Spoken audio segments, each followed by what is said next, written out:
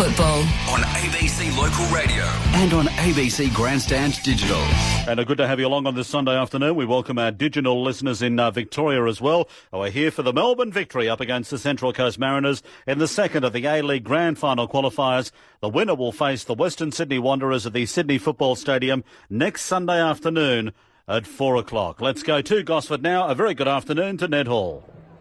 Thank you very much, Julian. Alongside me today there will be Paul Wade, former Socceroos captain, and Debbie Spillane down on the sideline as well. It is a beautiful evening here in Gosford. The sun is just fading out of the stadium, so the entirety of the pitch at the moment is covered in shade, but the water is still bathed in sunshine. Away to our right on Brisbane Waters, how this open end of this three-sided stadium, which is filling up reasonably well. It's not quite the same electric atmosphere as we experienced the other evening at Parramatta Stadium, but plenty of home supporters have turned out. They'll be decked in yellow and blue as they've turned out to follow their side, and there is a good travelling army of Melbourne Victory fans as well, diagonally across the stadium from Paul Wade and myself in this commentary box. And Paul, just looking through the two team lineups, which I'll bring you through very shortly.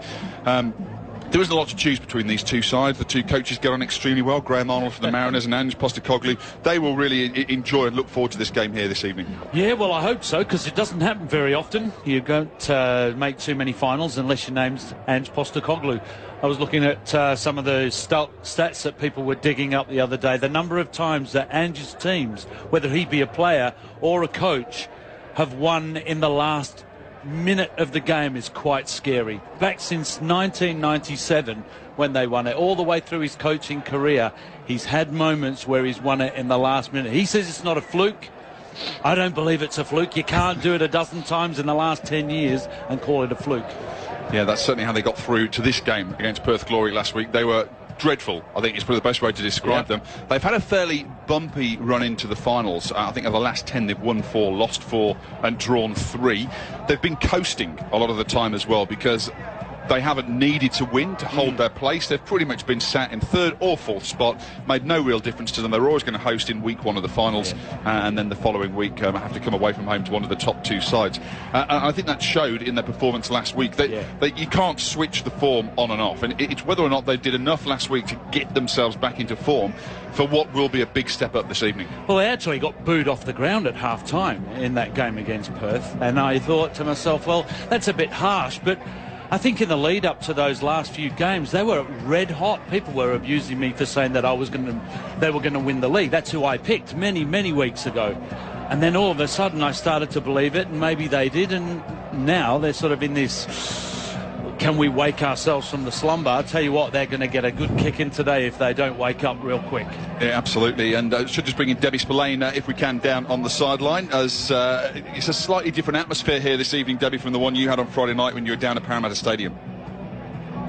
Right, just struggling to find Debbie down on the sideline at the moment, so we haven't quite got Debbie with us just at the moment, but I will endeavour to bring you to us as soon as we can. But we'll hear from Debbie very, very shortly. But we have got the teams making their way out onto the field in front of us now, and they're led out onto the field by our referees here this evening. Strawberry Dolowski, an extremely experienced official in charge tonight. Matthew Crean, Brad Hobson and Peter Green down on the sideline as well. The starting lineups then this evening for the Central Coast Mariners this evening. They have Matthew Ryan playing in goal for them. A back four of Pej Bowick, Trent Sainsbury, Patrick Zwanswick and Joshua Rose. In midfield for the Mariners this evening, well, they're basically back to pretty much full strength, which means the skipper, John Hutchinson, who had a bit of a rest leading through to the final game or so of the regular season. He's back in the side alongside a goal-scoring midfielder in Michael McClinchy and also Nick Montgomery. And then further advanced, Mile Stajowski gets a run tonight. I'm never sure if he's a first choice for Graham Arnold. Usually does a good job when he does come in, but I'm never sure if he's the first cab off the rank for him. Daniel McBreen, who certainly is, who's led the line and scored goals left, right and centre this season, and also Bernie Abini. So that is the way that they will be lining up this evening. And just as I go to you for a second, Paul, that is pretty much full strength for me. I mean, they've got one or two other options in terms of strikers, I should say, on the bench tonight. They've got Mitchell Duke, who didn't do too badly against Melbourne Victory last time they played against them. McGlinchey scored a hat-trick, Duke scored 2. They've got Zach Anderson on the bench, Oliver Bozanic, Mitchell Duke, Justin Pasfield, the sub-keeper, and Nick Fitzgerald. So they've got options on the bench as well as on the field. They have, but I think I'm as shocked as you are that I can't understand why all of a sudden he's gone with Stajovski and not Duke. I think Duke's been doing a great job. Every time he seems to go on, he scores a goal. So, yeah, that one confuses me. But then again, who am I to question Graham Arnold, who's been so successful with a club that has so many controversies on and off the field, including players not being paid, and to get them all together through the Asian Champions League, and they've still got 2 games to come, and amongst all of that, they've got to try and win a grand final. So, look, if I was going to pick a full-strength team, me and Graham Arnold might not be too far off the mark. There'd only be one player difference. I would have played Mitchell Duke, and he has gone with Stajovski. So, we've got the sides lining up then on the field, at the middle of the field at the moment. We've got the Melbourne Victory going in to a little huddle away to our left, and I'll take you through their lineup in just a moment. The Melbourne Victory tonight are basically as well also at full strength tonight. They for the last game when they played Perth Glory, I should say, they had Connor Payne, the youngster, who actually went into the starting lineup. Only a young lad, and yet he was out on the starting side, and he played from the word go then, and Marcos Flores was obviously on the bench. Flores comes in. That's the one change they've made to their starting lineup tonight. That means they've got Nathan Coe in goal for them. Young defenders, but defenders who do seem to do a decent job for the side in Jason Guerrier, Scott Galloway, Daniel Mullen, who's not quite so young, who's had a bit of experience with Adelaide United and now also off playing in China, and then also playing at the back is a little bit more experience, and the skipper in Adrian Leyer. In midfield, Mark Milligan, who holds the line so well for them, Lee Broxham, Flores often plays in front with Billy Selewski, and then Marcus Rojas and Archie Thompson are the 2 men who will be playing up front for the Melbourne Victory tonight. Not a bad side, Paul Wade. Not a bad side at all. And you know what, I was starting to get worried when I was looking through the team list of Melbourne Victory, because I'm thinking they're going to get slaughtered out wide here with Rose down one side and Boich down the other. They're going to get hammered. But then I see that Flores has come back into midfield. He might start to pick up Hutchinson and try and destroy some of the supply to the wing backs, if you like. So I'm not as nervous now as I was when I started reading that list. We are underway here at Gosford Stadium tonight, and straight away a long ball played downfield by the Central Coast Mariners is in the end reasonably comfortably dealt with by the goalkeeper Nathan Coe. He looks to bowl it out underarm, and they'll try and pass their way out from the back, the Melbourne Victory, as they often do, as most Ange Postecoglou sides try and do through the course of the season, as they're taking a little risk at the moment. Bringing the ball forward is Lee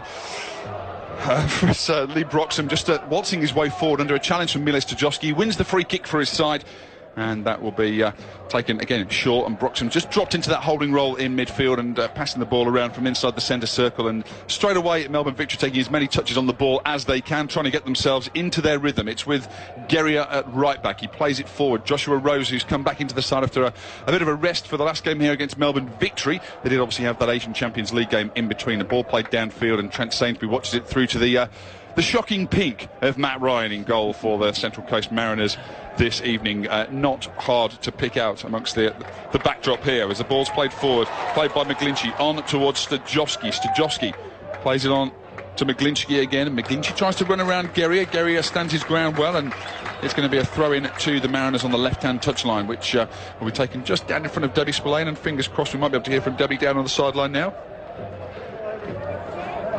Still struggling to hear Debbie down on the sideline, but hopefully we'll be able to fix it up before too long. So we've got a throw into the box by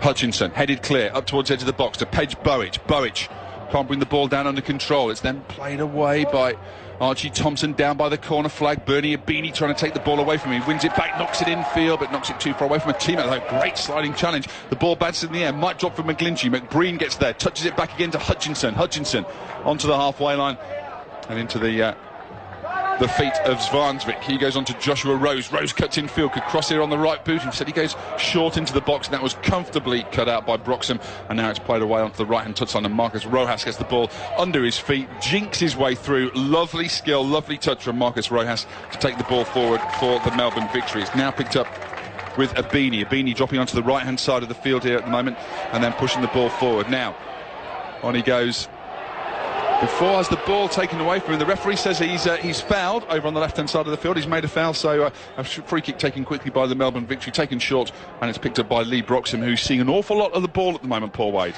Yeah, they've set themselves up very nicely, Melbourne Victory. It's, well, you could probably read it like we do the Western Sydney Wanderers. It's the same formation. We've got Rojas on the right-hand side, who's now drilling himself into the corner against Josh Rose. That's going to be one hell of a battle, as is the other one on the other side, with Pedge Bowitt on that right-hand side of attack. It is. It's, however, a goal kick to the Mariners, which is taken short and rolled out along the floor and played into the feet of Trent Sainsbury. I'll come to Trent Sainsbury in a moment, because you were picking up some interesting comments that he made over the week, Paul, which may be a little bit of motivation for the Melbourne Victory, in particular Archie Thompson, who his age came into question from Trent Sainsbury. Yeah, he says, oh, you know, look, he's been a good player. He's had his day. And I thought, oh, Trent, you don't say that past tense. That obviously right in front of a big game like this. If I was Archie Thompson, I know what I'd want to be doing right now. But, you know, it was just one of those little throwaway lines. He did back it up by saying, it's been a good day, though. But it really didn't get him off the hook. If you were Ange Postecoglou, I think I know what you'd be pointing out to Archie Thompson this week as well. If Archie was not initially that keen on reading through the newspapers, I'm sure Ange Postecoglou would have found that one out for him, just to give his our leading striker, who is another one who has the knack of coming up with the big goals at the big times, as he did last week against the Perth Glory, which got his side through to this elimination final. Sudden death game here in Gosford this evening, and the winner will be going through to play against the Parramatta side, the side from Parramatta Stadium, and that's the Western Sydney Wanderers, who are through to next week's grand final, which is going to be played, of course, at the Sydney Football Stadium. Rojas on the attack there from Melbourne Victory. You may have a say in this themselves. It's a played back now to Broxham. Broxham right foot strike, cannons away off Sainsbury, and it bounces out towards the touchline, and it'll be a throw-in, which will be taken for the Melbourne Victory by Scott Galloway, the left back. He pushes forward, and we'll get a score update from Julian Abbott shortly, but we'll just get this throw-in taken short, rolled back towards the edge of the area, played in towards the feet of Flores, and Flores tried to get it in as a return ball back into Billy Salevsky, and a handball from the looks of it by McBreen, although the referee was appealing for a handball himself. And the play continued with Melbourne Victory trying to surge into the box, and Marcus Flores trying to dance his way through a gap that really wasn't there. And now it's time for the Mariners to play the ball clear. Milos Stajowski is nudged in the back, and that's time now for us to go around the ground to get a score update from Julian Abbott. And at the AFL, it's Hawthorn 81 leading Collingwood 69. And the other game this afternoon, it's Port leading Adelaide 32-28. Full time in the lead. The Dragons beat the Tigers 13-12, and Manly beat Cronulla 25-18.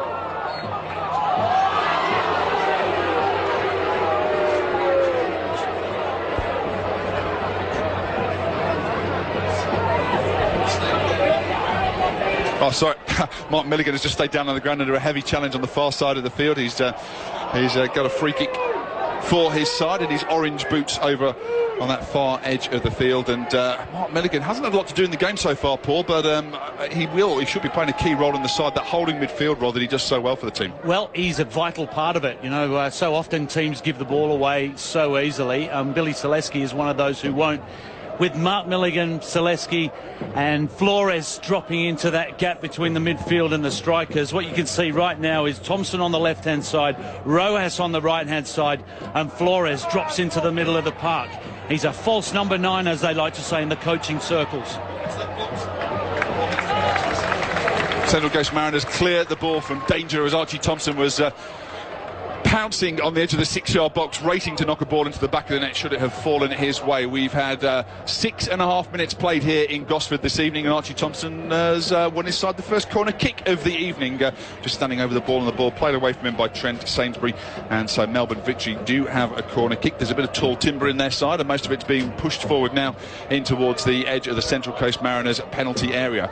A rather large glare coming off the screen up at the windows opposite us. Paul here is shining back into our blocks as the sun does drop down here this evening as we head into twilight. Ball played into the box, nodded on at the near post by Adrian Lair, a diving header from him, and then played away over the left-hand touchline, and they'll go out for a throw-in for the Victory, still though camped inside the Central Coast Mariners half. It's taken by Guerrier forward into the feet of Archie Thompson. Thompson back to Selewski onto Thompson, and again this neat short passing game from the Melbourne Victory, and won back again by the Victory. They've got hold of the ball once more. Played forward, now it goes to Archie Thompson. This time he's popped up on the right, runs it into Flores, runs around the back of Joshua Rose into the box, and Marcus Rojas was there. He tried to flick it in towards goal, couldn't quite get it on target. It bounces away, and the Mariners now have chance to bring it forward. Bernie Abini, who's got some pace, runs up over the halfway line, didn't control the ball well, left it too far in front of him, and Daniel Mullen came across and mopped up at the back. You know, if I was a Central Coast defender like Sveinsvik, like Josh Rose, 1 minute I'm marking Archie Thompson, next minute Rojas is over here. They are swapping and changing.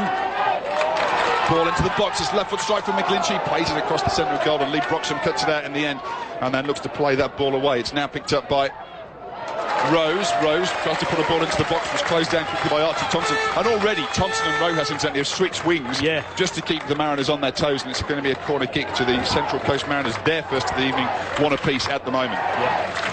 Yeah, I expected Pedge Boetsch to be down that right-hand side a little bit more than he has, but I think because Rojas and Thompson are getting so much of the ball, they haven't had the chance to do that. Ball is played into the box from the edge of the field, and it's played away from the inside the 6-yard box, cushioned header down by John Hutchinson, drops down to the feet on the left-hand side and then loops into the box by McGlinchey, goes over the top of everyone. That one will go behind for a goal kick. So goal kick for the Melbourne Victory, and the chance to clear their lines. Not really the greatest delivery then from the Central Coast Mariners, and fairly easy for the Melbourne Victory to get a toehold and get rid of the ball. I think, Paul, tonight it's also important for Melbourne Victory to start this game well. After the poor way they started against Perth Glory, and they just didn't find their rhythm all evening, Ange will want them to have got underway quickly, hence all that short, quick passing. Yeah, look, got to give Perth Glory a big pat on the back for last week. The way they put the Victory players under pressure. Every time they got the ball, there was somebody there tackling. We saw it on Friday night with Western Sydney Wanderers and Brisbane.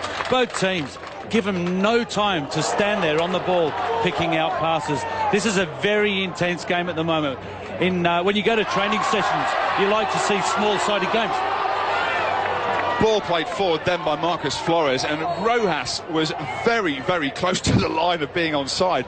Sveinsvik and the Mariners defenders have just gone over and had a quick word with the referee and trying to work out whether he was onside or not. Why didn't he get the flag up earlier then, or whether they thought the ball was over the side. They got the decision, they got the offside, they were still giving the linesman a hard time. I don't know how people can whinge and complain about a ball being out when they're standing parallel with the line, not in line with it. The whole ball's got to be over the line. And wow, there's some experts with their vision here.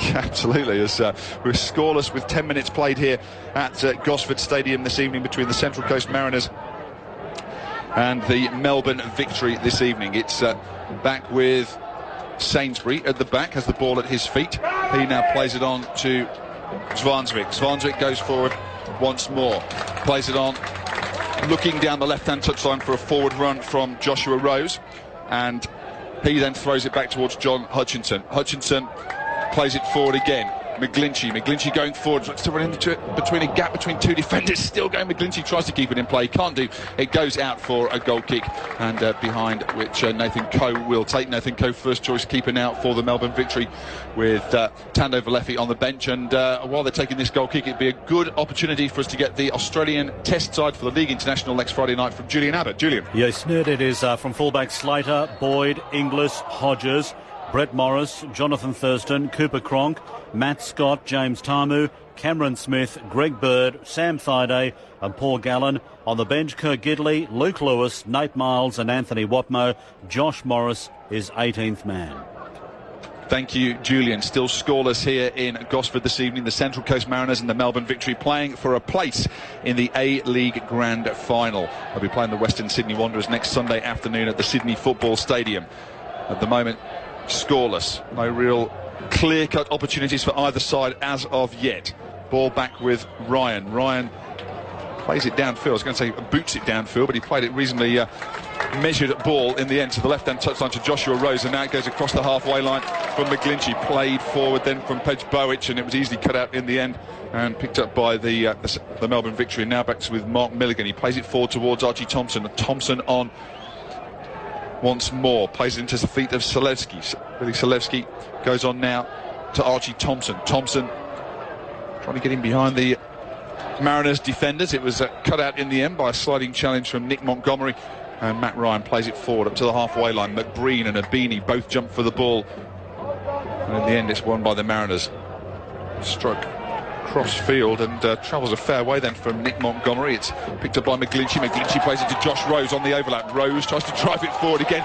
Rose doesn't mess about, does he, Paul? He gets the ball at his feet, looks to try and whip it into the middle, took a deflection then, and won inside another corner kick. I love a wide player having to go to fullback, but yeah, look, there's times when a player like Josh Rose is clever enough to look up and see Abini and McBreen in the middle, one against one.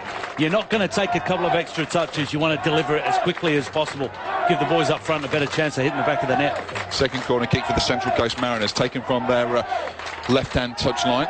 And it's McGlinchey standing over the ball. John Hutchinson's giving him a short option. Plenty of players inside the 6-yard box. It goes in there, and Marcus Flores is the first man to meet it and head it clear for the victory. And it's picked up by Nick Montgomery. Montgomery plays it in towards the edge of the area. It might fall for Stajowski. Stajowski, left foot strike. Coe gets down well and makes a good stop with his left hands. Players furiously appealing to the linesman on the far side for Melbourne victory. He was having none of that. Stajowski was onside. That was a decent chance. Players continuing though with the Mariners having the ball. McGlinchey down the left-hand touchline, tries to skip away from Guerrier. Goes past another challenge, goes over the top then from Lee Broxham, and then sliding in is Hutchinson, and this time Hutchinson showed too much boot then, and the referee has penalised Strawberry Belosky. And then actually both players from the Mariners again are in the referee's ear straight away having a word, McBreen and Stajowski. And yet Broxham was the one who could have got his leg broken with that tackle, and he's just got up and walked off. Mind you, he's the one usually doing the leg breaking tackles as well. There was nothing wrong with that, surely. No, I don't think there's an awful lot wrong from that. You do, don't you? I don't, to be honest. I think he went over the top, and I think the referee probably got that one just about right. Yeah, no, I just found it interesting. Broxham walks away, and Hutchinson, who made the tackle, well, he's not fussed, but every other player wants a word with the referee. Just shut up and get on with it, boys. Interesting to see that the Mariners players have straight away bailed up the officials now on a couple of occasions early on in this game as we approach the quarter-hour mark, and we're still scoreless here in Gosford this evening as the sun fades out of the night. Long ball played forward from the Melbourne victory. And again, I know that the officials have to wait until someone plays at the ball to give them offside, but you were waiting then with Archie Thompson almost latching onto the ball in the penalty box before he actually lifted his flag. Would have been a very good position for the veteran Melbourne victory striker, who picks up the ball now down the left-hand flank. Sainsbury trying to win the ball back for his side, and a combination of Sainsbury and Bowick, they do win the ball back for the Mariners. It's with Matt Ryan, who's being closed down by Marcus Flores, doing some hard yards, running through the middle of the ground and trying to put pressure on the Mariners goalkeeper. And a free kick given in favour then of Melbourne victory, again for a challenge on Mark Milligan, who's copped a few early in the game, Paul. Well, he is a mark man. He does make things tick. Him and Billy Selesky, when they keep possession in the middle of the park, they can work you from one side to the other. One thing Ange Postecoglou loves is that possession game. He won 2 championships back-to-back with it. And Montgomery is the sort of bloke who goes round spoiling parties all the time, and there was a perfect example of it. It's given everybody a breather anyway. Seen Nick Montgomery playing for a number of years actually now, as his days dating back to Sheffield United, and he didn't play an awful lot differently then. Very good utility type player. You took him in the side, he can pretty much do any job you want. Lifted forward by Selewski, lands inside the 18-yard box, and 2 yellow shirts and 1 blue went up for that one. It came off the combination of Sainsbury and Stajowski and goes behind for another corner kick to the Melbourne victory, which will be taken from their left-hand touchline as Rojas goes across to take this and swing it into the box. Everybody back for the Central Coast Mariners here. It's going to be Rojas who will swing this ball into the penalty area. Right-footed into the edge of the box, headed clear by John Hutchinson up towards the halfway line. It's picked up by Melbourne victory and picked up by Scott Galloway. On it goes to Guerrier. Guerrier's ball lifted up in the air, headed clear by Zvansvik. Then on to Montgomery. Montgomery picks out a good ball forward towards Michael McGlinchey. He goes over the halfway line now. He's got Stajowski off to his left. McGlinchey tries to run in behind the defenders, and Adrian Laird did just enough to knock the ball away from him. Ball's cleared by the victory up towards the halfway line, and John Hutchinson fouled by Marcus Flores as he came past and went over the shoulder of John Hutchinson, who gratefully accepted the free kick. Got up quickly and took it and rolled it back into the feet of Patrick Zvansvik. Now it's played on to Montgomery. Montgomery goes forward to McGlinchey on the left-hand touchline, tries a back heel about 3 times and gets it stuck on the legs of Jason Geria, and eventually Melbourne Victory played away through Adrian Lowry, fizzed the ball out to Archie Thompson on the touchline. Thompson didn't really thank him too much for that one, but then I don't think John Hutchinson has just thanked Zvansvik for the ball that he just punted back at him on the touchline for the Mariners. He had to go back to Matt Ryan in the Mariners goal before it's played forward again by the side in yellow and blue here this evening, the side that finished second on the A-League ladder, who I would say had a week off, but they didn't. They played in the Asian Champions League rather than having a week off. Bernie Abini goes surging forward, edge of the box, left foot strike, takes a deflection, bounces up and across goal, and Nathan Coe tries to get hands on the ball and does just that and takes the sting out of the situation. But Bernie Abini just growing that little bit in confidence, as he has done, I think, over the past few months of this season. Happy to get the ball at feet, cut in field and have that shot at goal. Yeah, the further he gets the ball away from goal, the better it is for him, because it looks less enticingly getting the ball and doing something with it.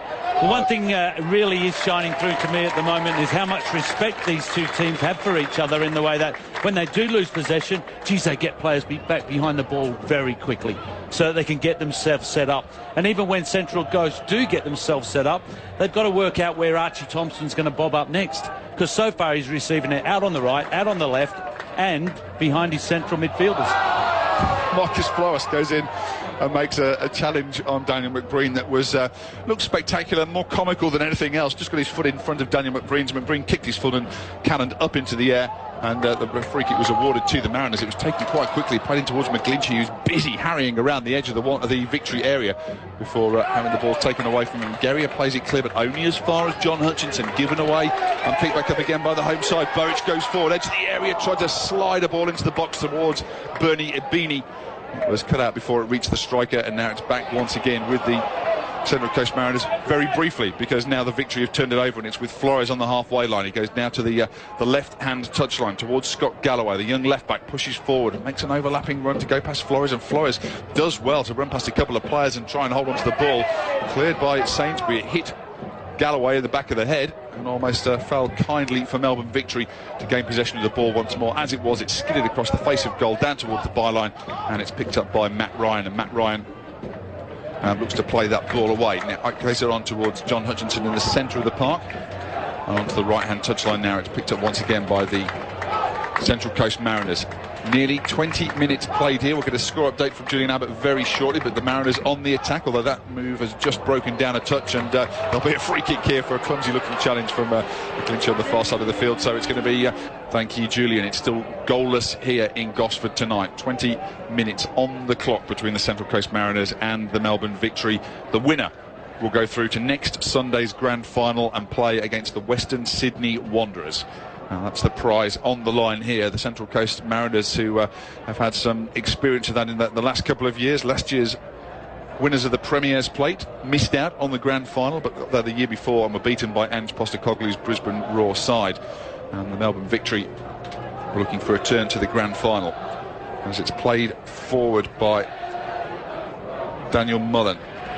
Cut out by the Mariners and knocked out over the sideline, but it will be a throw for Melbourne Victory. Picked up on their left-hand touchline, thrown in field towards Broxham. Broxham takes it down on the edge of the centre circle. Back he goes towards Selewski. Billy Selewski's got Archie Thompson making a run, trying to peel away from defenders, as he's always busily looking for opportunities down the touchline. And just as he'd come back up, he turned on his heel, walked his way back up the touchline. The ball came forward towards him and raced past him, so wouldn't have been too pleased. This is a real game of chess, isn't it? Hey, I'm looking at the two coaches. I'm seeing Arnie stands up, gesturing to Hutchinson to come get it over on this left-hand side, because if there's one inexperienced player, in fact two, you mentioned them at the start, is Geria and Galloway, the two fullbacks. If you're ever going to exploit them, you need the likes of Rose and Boetsch to go at them. It's only worked once in this first half, and that was Rose against Geria. He needs it to happen more. Well, he's got a chance out on the right-hand touchline now with a free kick for his side, but it was taken and pushed back towards Nick Montgomery. Lost, and then won back by the Mariners, which paid Boetsch. Boetsch goes cross-field to McGlinchey. McGlinchey plays it back in field. Mark Milligan was a little slow getting to his feet after that challenge as well. I'll win the ball back for his side. The Mariners still have it. Play it down the right-hand side towards Boetsch. Burridge just takes a touch and steadies things down. Now goes forward towards Bernie Abini. Looks to take on Galloway. Just fends him off. He's got a bit of height and strength in him too. Into the box. May have fallen from McBreen, but headed clear before it got to the big centre forward who's making the late run into the box. But the Mariners have it back once more with Hutchinson. Back on the touchline. Burridge into the middle. Stajowski tried to flick the ball on it. Dropped down into the midriff of Adrian Leia. He plays it away, and again it's won back by the Mariners, and a shot from distance from Page Burridge wasn't too far away. Nathan Coe had a bit of interest in that, had a look at that one. It took a deflection and went behind for another corner kick to the Central Coast Mariners. Well, both of these teams like to play football, and Flores nicely cushioned a pass back to him, just left it into the path of an oncoming Melbourne Victory player, and it didn't reach there. But they're not going to go and kick this ball out the ground. They're going to play their way out of trouble. Now the ball is on the corner spot. It's swung into the box, far too easy in the end to be picked up then by Nathan Coe, and I think Graham Arnold won't be too pleased that that move has broken down in that manner. It's now played forward and picked up again by Rojas, and Rojas tries to dance away from the challenge from Page Burridge, who slightly cheekily picks the ball up in his hand, runs to the referee and hands it to him, as though to say, that was what I got, by the way, so I'll give that on to you now. And yeah, not very, very happy Burridge to have been penalised there. And again, just two quick things there. They've given the ball away from a poor corner, and then they've given a free kick away, and it's a chance now for Melbourne Victory to pen the Mariners back in their own half. It's on the halfway line. It's back with Daniel Mullen, and Mullen goes to the left-hand touchline towards Galloway. Forward it goes on towards Flores. Flores has the ball nudged away from him by Sainsbury, and now it's picked up by Bernie Abini. And Abini dives back in and makes a challenge and wins the ball back for his side, despite there's some appeals from Mark Milligan for a free kick for his side. The referee wasn't particularly interested on that occasion, and now it's one ball played in and a strong challenge from Guerrier in the back of McGlinchey. The referee waves play on. The Mariners do have the ball. They are looking to go forward, and Joshua Rose's touch as the ball was played into his path was a poor one, and the Mariners have given it away, and Victory have it once more, although a bit of work for Guerrier to do here, bringing the ball under control, going back to Nathan Coe. It was bobbling in towards him. As he tried to play it back to his right back, it went over his head and out for a throw-in. You know what? That's the first time I've seen any one of the goalkeepers in the A-League actually panic with not under pressure. Normally they like to dribble the ball out of the 18-yard box, play it to a fullback, get it back and play it into midfield. Real arrogance, but I don't know what Nathan Coe was thinking there. No pressure, kicks it out into touch. So, ball into the box. It's nearly headed on by McBreen, but Guerrier did just enough to knock the ball away from him. Now it's with Hutchinson, and Hutchinson tries to play it down the left-hand flank. The two number 14, Selesky and McGlinchey, come together, and it's the Mariners 14 who gets the best result. He wins his side a free kick, despite the Melbourne Victory protesting their innocence to the referee. And this is a chance for Hutchinson and McGlinchey to stand over the ball and deliver a quality cross into the middle to give their side a decent opportunity of themselves in front in this match. It's goalless at the moment with just over 25 minutes played here in Gosford tonight. McGlinchey over the ball, drills it in towards the back post, headed clear. Abini nods it on and then trying to bring it down. Sainsbury, shot towards goal, a shot across the face of goal, incredibly by McBreen, got everything behind that one, and the ball was rising and just missed the target, and it means that it is still scoreless here at Gosford Stadium. It's a lottery, isn't it, when the ball's bouncing around like that? McBreen made the first challenge in the air, and when the second one fell to him, Coe did very well to dive at the feet of Hutchinson when he tried to hit that ball.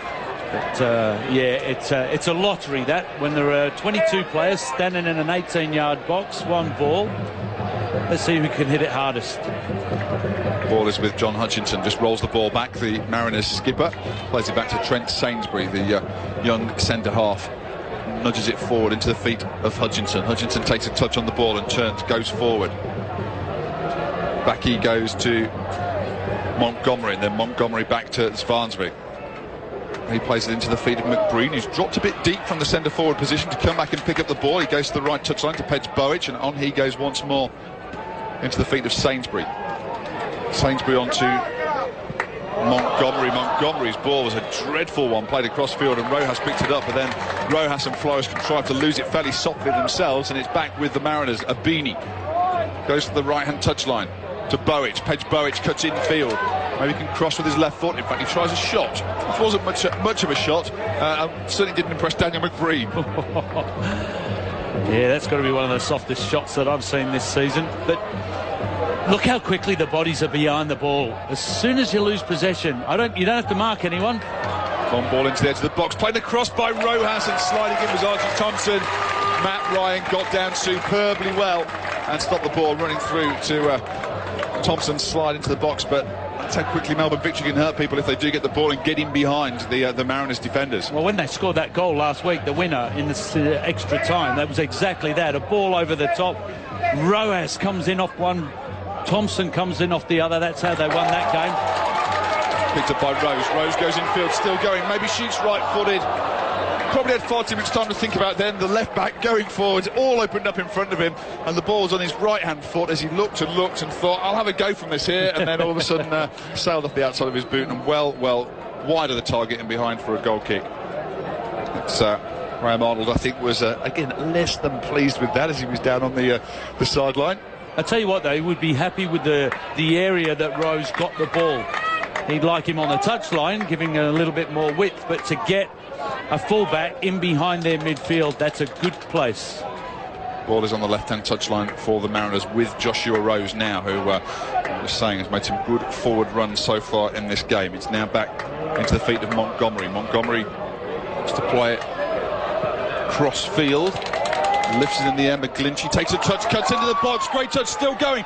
Back to McBreen and headed clear by Adrian Lair, who stood his ground. Great attempt at goal then from Daniel McBreen. But what skill and what a touch initially from Michael McGlinchey. It's the very first touch that kills Greer. He has no chance of getting anywhere near it. And I think that's the difference between the better teams and the not so good. It's that first touch. How assuredly can you make this touch to go in the direction your second one is an attempt on goal? Well, actually, it's a throw-in out on the far-hand side. I thought it was a corner kick that was given them from that attempt at goal. It bounced away. It's back with Montgomery. Montgomery to the edge of the box. Went down. Sorry, it's Stajowski went down on the edge of the area and was looking at the referee, thinking he'd been manhandled a little bit, which had helped him go to ground. Not given by the referee. Abini now has the ball at his feet on the right-hand touchline. It's with Bowick. In he goes to McBreen. McBreen onto Abini. He's onside according to the referee. Goes into the box, treads on the ball, despite a few appeals for a penalty from around the ground here, but there was no way that was a penalty kick for his side. Now Melbourne Victory play the ball away. Flores and Thompson make a bit of a meal of that one. Thank you, Julian. Still scoreless here with half an hour played at Gosford between the Central Coast Mariners and the Melbourne Victory.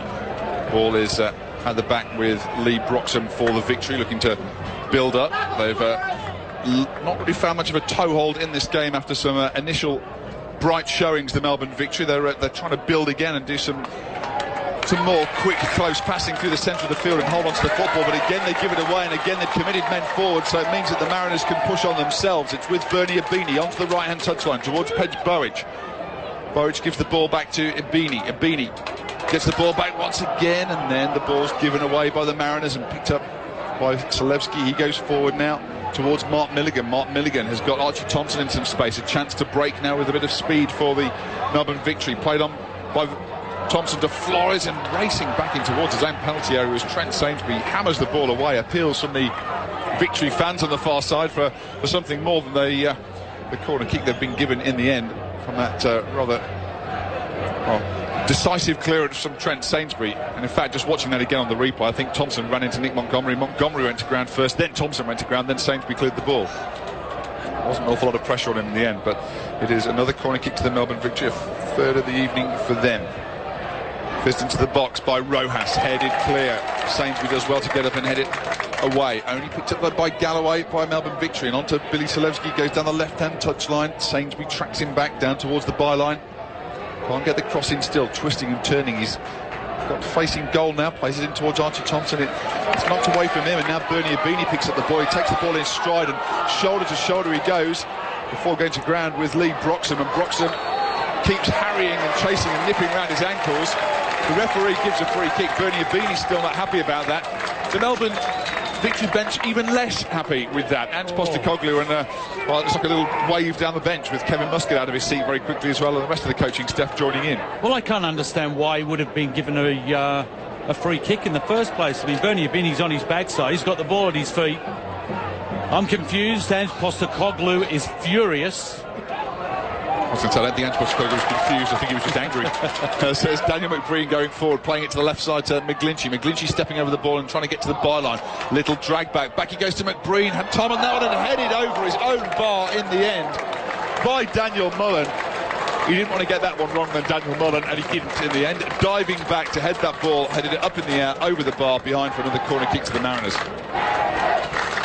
McGlinchey taking it from their left-hand touchline. John Hutchinson looked across again to see if he can help him out. Right underneath the crossbar, headed clear by Nathan Coe. It'll drop for Josh Rose. Joshua Rose plays it across the backline to Bowick. Bowick on again to Montgomery. Montgomery lifts across into the middle. Guerrier heads the ball away. It loops up in the air. Now it's headed forward by Hutchinson. And in the end, Svansvik from midway inside the Melbourne Victory half decided to hit the ball all the way back to Matt Ryan inside his own half. But plenty of yellow and blue shirts have stayed forward for the Mariners. So they're still looking to build something here. Montgomery plays it in towards Stajovski. His first touch isn't a good one. Tried to side-foot it across to McBreen. Instead it went up in the air, and now Melbourne Victory have the ball on the back line with Adrian Lair, their captain. He plays it on one more to Daniel Mullen, who came in with that very, very important intervention not so long ago. Ball is on again with Lee Broxham, who really is playing that holding role today at the back rather than Milligan doing that role. Now it's with Thompson on the left-hand touchline. Thompson tries to knock it infield away from Kedge Bowick, but Bowick holds his ground, and Matt Ryan now gets the ball. He fires it forward, but straight towards Guerrier on the halfway line. A scrappy little passage of play this, with neither side holding onto the ball the way they'd like, and that's probably led to a little bit more animation from Graham Arnold on the sideline than we've seen for the past few minutes. Forward it goes again towards the feet of Zalewski, onto Thompson. Thompson back into Milligan. Milligan goes in towards the edge of the area, tries to play a quick 1-2 with Rojas, but the ball bounces away and Svansvik picks it up, gives it to Josh Rose. Then McGlinchey goes surging forward. He picks up the ball at pace, goes over the halfway line, running in towards Adrian Lair, goes to the left-hand touchline to Mile Stajovski. Stajovski back towards Joshua Rose. Melbourne Victory have got men back now behind the ball, but there's a bit of space in front of those men for the Mariners to pass the ball around. They move it from left to right towards Bowick on the right-hand touchline. Bowick will drag back over the ball, goes to ground. Mark Milligan caught him very, very lightly, but enough for the referee to decide that that should be a free kick. And now Ernie Beanie goes into the box, a left foot strike, curling in towards goal, into the midriff of Nathan Coe in the end, but a little half chance again for the Mariners. No goals as of yet, though. Nearly 36 minutes played here in Gosford this evening, and we have no score in this game. Archie Thompson went charging onto a ball that was played at speed in behind the Mariners defenders. Even Archie Thompson couldn't get there in time to catch that one. And it went through towards Ryan. Crossfield ball played by the Mariners. Guerrier brings it under control. He was put under pressure by John Thompson. Does well, holds onto the ball, gives it to Milligan. Milligan goes forward. Plays into the feet of Rojas. Rojas tries to pass his way around Joshua Rose and Svansvik. In the end, they play it forward. It's a bit of a meal made of that by Svansvik as he played it forward, and he left McGlinchey in a difficult position. He went chasing after the ball, lifted his foot too high, too close to the head of Jason Guerrier, right in front of the Melbourne bench, and a free kick is given to the Melbourne Victory, which Broxham may well take. However, he just taps it back and takes it short to Jason Guerrier. You know what, Ned? It might not have a lot of passion at the moment, but it's intriguing to see the way the players are moving around to make space for each other, and nothing real. There's no been goal-mouth action, but the movement of Flores, Rojas and Thompson at one end, and Montgomery, and the way he's linking up with Hutchinson and McGlinchey in the middle. If you could just stand back and see this, it's just quite intriguing. Yeah, it is, as you say, a real battle. There is very little in between these two sides here this evening. Not an awful lot to choose between the Melbourne Victory and the Central Coast Mariners. It's gone out for a throw-in, which is given to the Mariners inside their own half. I'm doing my B licence, so it all makes sense now, Ned. I can see it all happening now. Now I know why we practice what we practice, because it's happening out there in real life. I should have a word with the two coaches after the game as well. Get some tips from Ange Postecoglou and Graham Arnold, who have had a fair bit of success in the past couple of years coaching here in the A-League. It's now with Nick Montgomery for the Mariners. Montgomery back to Bernie Abini. Back he goes again to Trent Sainsbury. Sainsbury plays it forward to Bernie Abini. He's got a bit of space to turn and go forward. Plays Bowick on the overlap. Bowick picks the ball up, bursts into the penalty area. It's knocked away from him. Then Bowick gets it back. He goes to Bernie Abini, edge of the penalty area, space for a shot, left foot strike. It was rising, it wasn't too far over the bar. Coe flung himself away to his left. In the end, it did go over and wide of the target and behind for a goal kick. But once again, Bernie Abini finding some space. And we talk about this a bit when we see the Western Sydney Wanderers and the way that players combine. The right-hand side attack from the Mariners, with Bowick getting forward and helping out Bernie Abini, has been very profitable for them so far. Absolutely. Bernie Abini picked that one up halfway between the midfield and defence. And again, that was part of that tactic I'm talking about, that they're really working each other out. Dread to think the number of hours that Ange Postecoglou and Graham Arnold will put in working each other's teams out, because right now both can't be disappointed.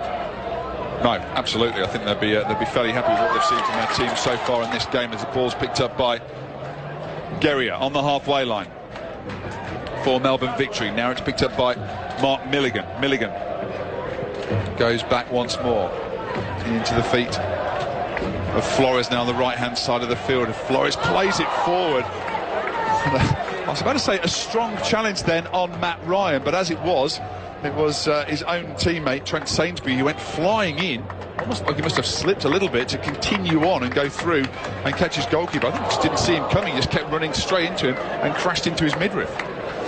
The worst thing you can do as a defender is have any doubt with who's going to get the ball when your goalkeeper's coming from it. And in the same position, I think I would have done what Trent did as well. There's no time for umming and ahhing. You either go for it or you don't. He did, and has paid the price. He's recovered. He's back out on the sideline now, and there was no harm done to his goalkeeper either. But he's just waiting for the official to let him get back underway. And again, we saw this in the first final on Friday night. It's an earlier kick-off here today, and it's been a warm day again, but everyone ran over to the sideline then to take on water and take on a few instructions as well from the sideline. But they're obviously feeling the heat and the pace a little bit. That's probably worked on as well. They practice everything nowadays, Ned. Hey, rolling, diving, getting to the sideline, having a drink when there's an injury. Correct. Exactly. But they managed to do so then. But we are back underway now, and Trent Sainsbury's back out on the field. We've got 5 minutes of normal time to go until half-time here in Gosford. McGlinchey has it, plays it into the centre circle to Montgomery. Montgomery goes to the right-hand touchline. Poor ball from him, easily cut out by Galloway. Rojas now has it for Melbourne Victory on the halfway line. He cuts infield, runs past the centre circle. Flores has space on the right. If Rojas can pick him out, he can't. He picks up the back of the heels of John Hutchinson. It flicked up in the air and has now been picked up by McGlinchey, and the Mariners look to play their way out from the back. It's back with McGlinchey. He now gives it on to John Hutchinson, and Hutchinson plays that ball back into the feet of Trent Sainsbury, and Sainsbury can stroll the ball forward. Approaching half-time has crept up on me a little bit here, as still felt like the early stages of the game, still feeling each other out. And there's been a fair bit of that has been going on as we approach half-time here in Gosford this evening. There could be a few more twists and turns in this game. It's back with Sainsbury. Sainsbury lifts it forward and pushing the ball down from Mullen. Picked up by Galloway, and Galloway just turned and played the ball forward. It was straight into the feet of Pej Bowick. His ball goes back into the feet of Daniel McBreen. I think your thoughts as well in a minute, Paul, on the way that the Mariners are lining up and the way the players are positioned around the field, because it's not necessarily as per programme. There's a few interesting little tweaks they've been doing to the way they're lining up, or just their positions they've been taking on the field, as Bernie Abini goes galloping forward. On it goes to McBreen, edge of the area, left foot strike. Oh, that is a great goal. Daniel McBreen out of absolutely nothing. Bernie Abini jumped away from one challenge, knocked it into the path of McBreen. McBreen saw a chink in the armour of the Melbourne Victory, and he unleashed a mighty left foot strike that beat Nathan Coe. All ends up another goal for Daniel McBreen, and he puts the Mariners in front and one step closer to the A-League Grand Final. It's the Mariners 1, Melbourne Victory 0. He has a very uncanny knack of getting you into a position halfway again between the strikers and the midfielders. He picked it up edge of the box. It was a bit of a toe poke, if you like, from Bernie Abini, but geez, when he hit it, the guy standing in the stand at the back behind the goal, he's probably glad there's a net on the back of it, because he would have got hurt. That ball was travelling probably had a little flinch then as well as the ball was travelling in his general direction. But Daniel McBreen, who has been outstanding this season for the Central Coast Mariners, is the man who's got the first score of the evening here. Oh dear, Webber out at the moment. It's Melbourne Victory who will be the side that will be heading out of this competition if scores stay as they are. It was a strong challenge from Nick Montgomery, goes in on Mark Milligan, who stays down in a heap on the floor.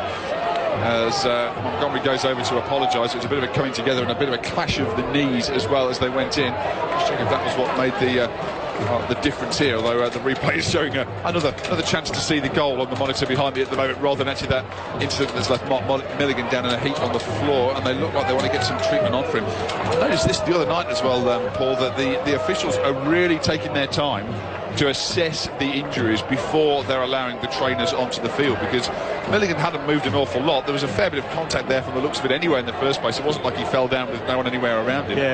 No, it's a tough one, isn't it? Because there's so many people who like to exaggerate, especially as games get on.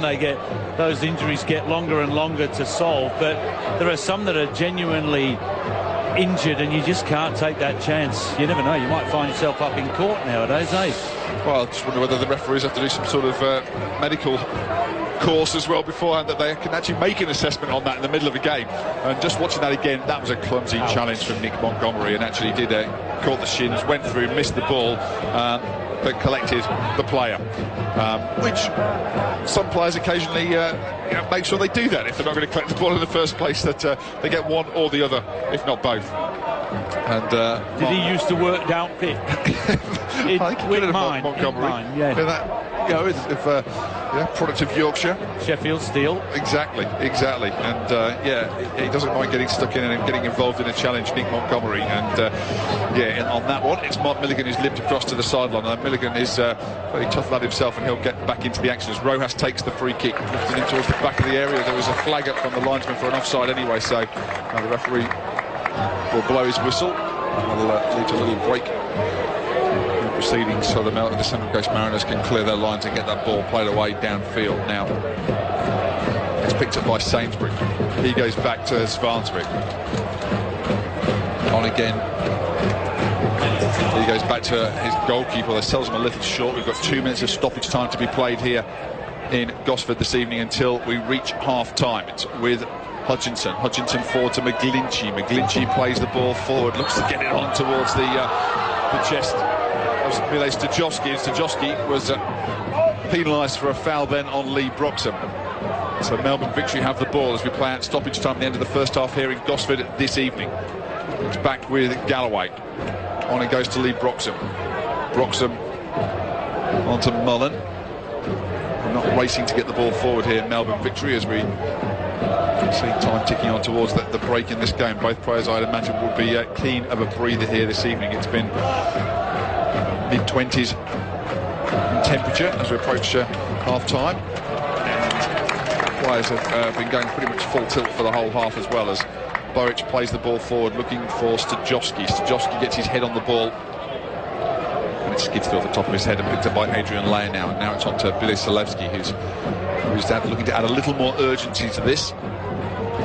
Maybe one last chance for the Melbourne Victory to get a shot on target and steal a lead going into half-time. Or steal an equaliser, I should say, going into half-time. It's with Selewski. On goes to Milligan. Milligan forward, he goes to Thompson. Thompson out to the left-hand touchline to Galloway. Galloway, good cross into the middle. Headed away by Rose. Almost dropped for Selewski on the edge of the box. And he handled the ball. There's a few appeals around here, and applause here for people thinking it actually that was the half-time whistle. But that is the half-time whistle that followed a couple of seconds after it. It was headed clear on that chance in then, and it didn't quite drop properly for Billy Selewski. And so that means that that's the last chance of the first half for an equaliser for the Melbourne Victory here, and they'll go in trailing at the break here to a stunning strike from Daniel McBreen after 42 minutes. McBreen picking the ball up outside the box after some good work from Bernie Abini, unleashing a powerful left-foot strike on Nathan Coe, who maybe took a step to his right before the ball was actually struck by McBreen. Couldn't quite get himself across to his left and enough time to stop the shot from McBreen, who adds another to his massive tally of goals from this season. So half-time here, Paul Wade, we see the Central Coast Mariners in front. Do you give that as a justified lead? I think they may have shaded that first half. Yeah, only just though. You know, it's not as if you can sort of stand there and go, whoa, hang on a minute, we know who's playing Western Sydney in the grand final. I said it a bit earlier, I'm intrigued by the way they are working each other out. It's computer games. You can actually see from the looks on the players, the body language, the signals from with their eyes, their hands, where they want the ball played, why they want the ball played there, which is really difficult to pick up on radio. But I tell you what, from a commentator's point of view, who's currently halfway through his B licence, I'm loving every minute of this. I just wish there was more noise from action inside the 6-yard box. That's the only thing that's missing. Everything else is intriguing. Well, there's plenty to play out yet in this game because, as we've seen several times before, when Ange Postecoglou's involved, there's often a bit of a late show involving his side. They did it last week against Perth Glory when for rights they should have been heading out of the competition. They were a goal down and had a penalty come back off the underside of the crossbar from Shane Smeltz, got a very dubious penalty themselves, and then went on to win the game in extra time. And well, just look at the last 2 years grand finals as well to see how they ended up winning those titles. So this side will play to the very last whistle. The score here in Gosford this evening, it's the Central Coast Mariners 1, Melbourne Victory 0. ABC Listen. So, what's the craziest question you've ever been asked on the Dr. Carl podcast? We've had everything from prawn allergies to urine volume and what turned out to be giant cosmic vacuum cleaners. We've had an AI writing a sassy email, cheese causing weird dreams. The background is that nothing is really impossible in science. Dr. Carl and Dr. Lucy have all the answers on the Dr. Carl podcast. Find it on the ABC Listen app. ABC Sport Digital Radio, your home of netball. Perfect timing, Julian, as the sides have both made their way out onto the field for the start of the second 45 minutes here. 45 minutes which will decide the lineup of this year's A-League Grand Final. As things stand, it would be the Central Coast Mariners who would be advancing through to next Sunday's final at the Sydney Football Stadium to take on the Western Sydney Wanderers. They lead by a 1-0, scored by Daniel McBreen. As we were approaching half-time, 42 minutes were on the clock before McBreen struck from the edge of the area for his 18th goal in the A-League this season. So McBreen, the leading scorer, is the man who has got his nose in front and his side's nose in front in this game. Paul Wade alongside me, and hopefully Debbie Spillane is also down on the side of the field now. Hopefully we can hear from Debbie and that things aren't going to get in the way again. Debbie? There we go. Oh, beautiful. Can you actually hear me? That's good because I can barely hear myself. But I'm down just in the Melbourne Victory Officials Bay, believe it or not. That's where we managed to get some reception. So, but just behind the Melbourne Victory bench. Excellent. So we've got Debbie down there. It's breaking up a little bit as we try and hear from Debbie down there on the sideline. That's Debbie out in the crowd. There's still a fair bit of noise there as we wait for kick-off at the start of this second half. Ned Hall with you in Gosford this evening and Paul Wade alongside me. The sides this evening line up as follows. The Central Coast Mariners have Matt Ryan in goal, Pedge Bowick at right back. At left back they have Joshua Rose, and in the centre of defence Trent Sainsbury and Patrick Zvansvik. There's the whistle to get us underway in the second half. In midfield, John Hutchinson, Nick Montgomery and Michael McGlinchey, and then Bernie Abini wide on the right, Milos Stajowski on the left, and Daniel McBreen through the centre. And McBreen it is who gets the ball now. Some nice quick footwork then from Bernie Abini. The ball's played left towards McGlinchey. McGlinchey looks to go around Gary. Showed too much of him to the much of it to the young defender, and then it's won back again and played into the middle and clear by Mullen. As Stajowski and Abini both darted into the 6-yard box to try and get on the end of that ball. Adrian Laird could take no chances, got on the end of that ball, knocks it out over the line, and it goes behind for a corner kick, Paul. I think McBreen's up for it in this second half, isn't he? He's must have been good walking into that dressing room, knowing you'd scored a goal and giving your team half a chance of a sniff at the grand final. Well, they do have that at the moment. They're leading by 1-0. Ball fancy into a 6-yard box. Nathan Coe punched it clear. It'll drop though for Nick Montgomery. He might fancy a strike from here. Instead he cushions a ball out to the right-hand touchline to Trent Sainsbury. Sainsbury into the area to McBreen. In fact, sorry, it's Zvansvik. Zvansvik's first touch wasn't great. Then it goes back to Pedge Bowick, who only had eyes for one thing, and that was a strike at goal. Skidded along the floor, and it goes behind for a goal kick.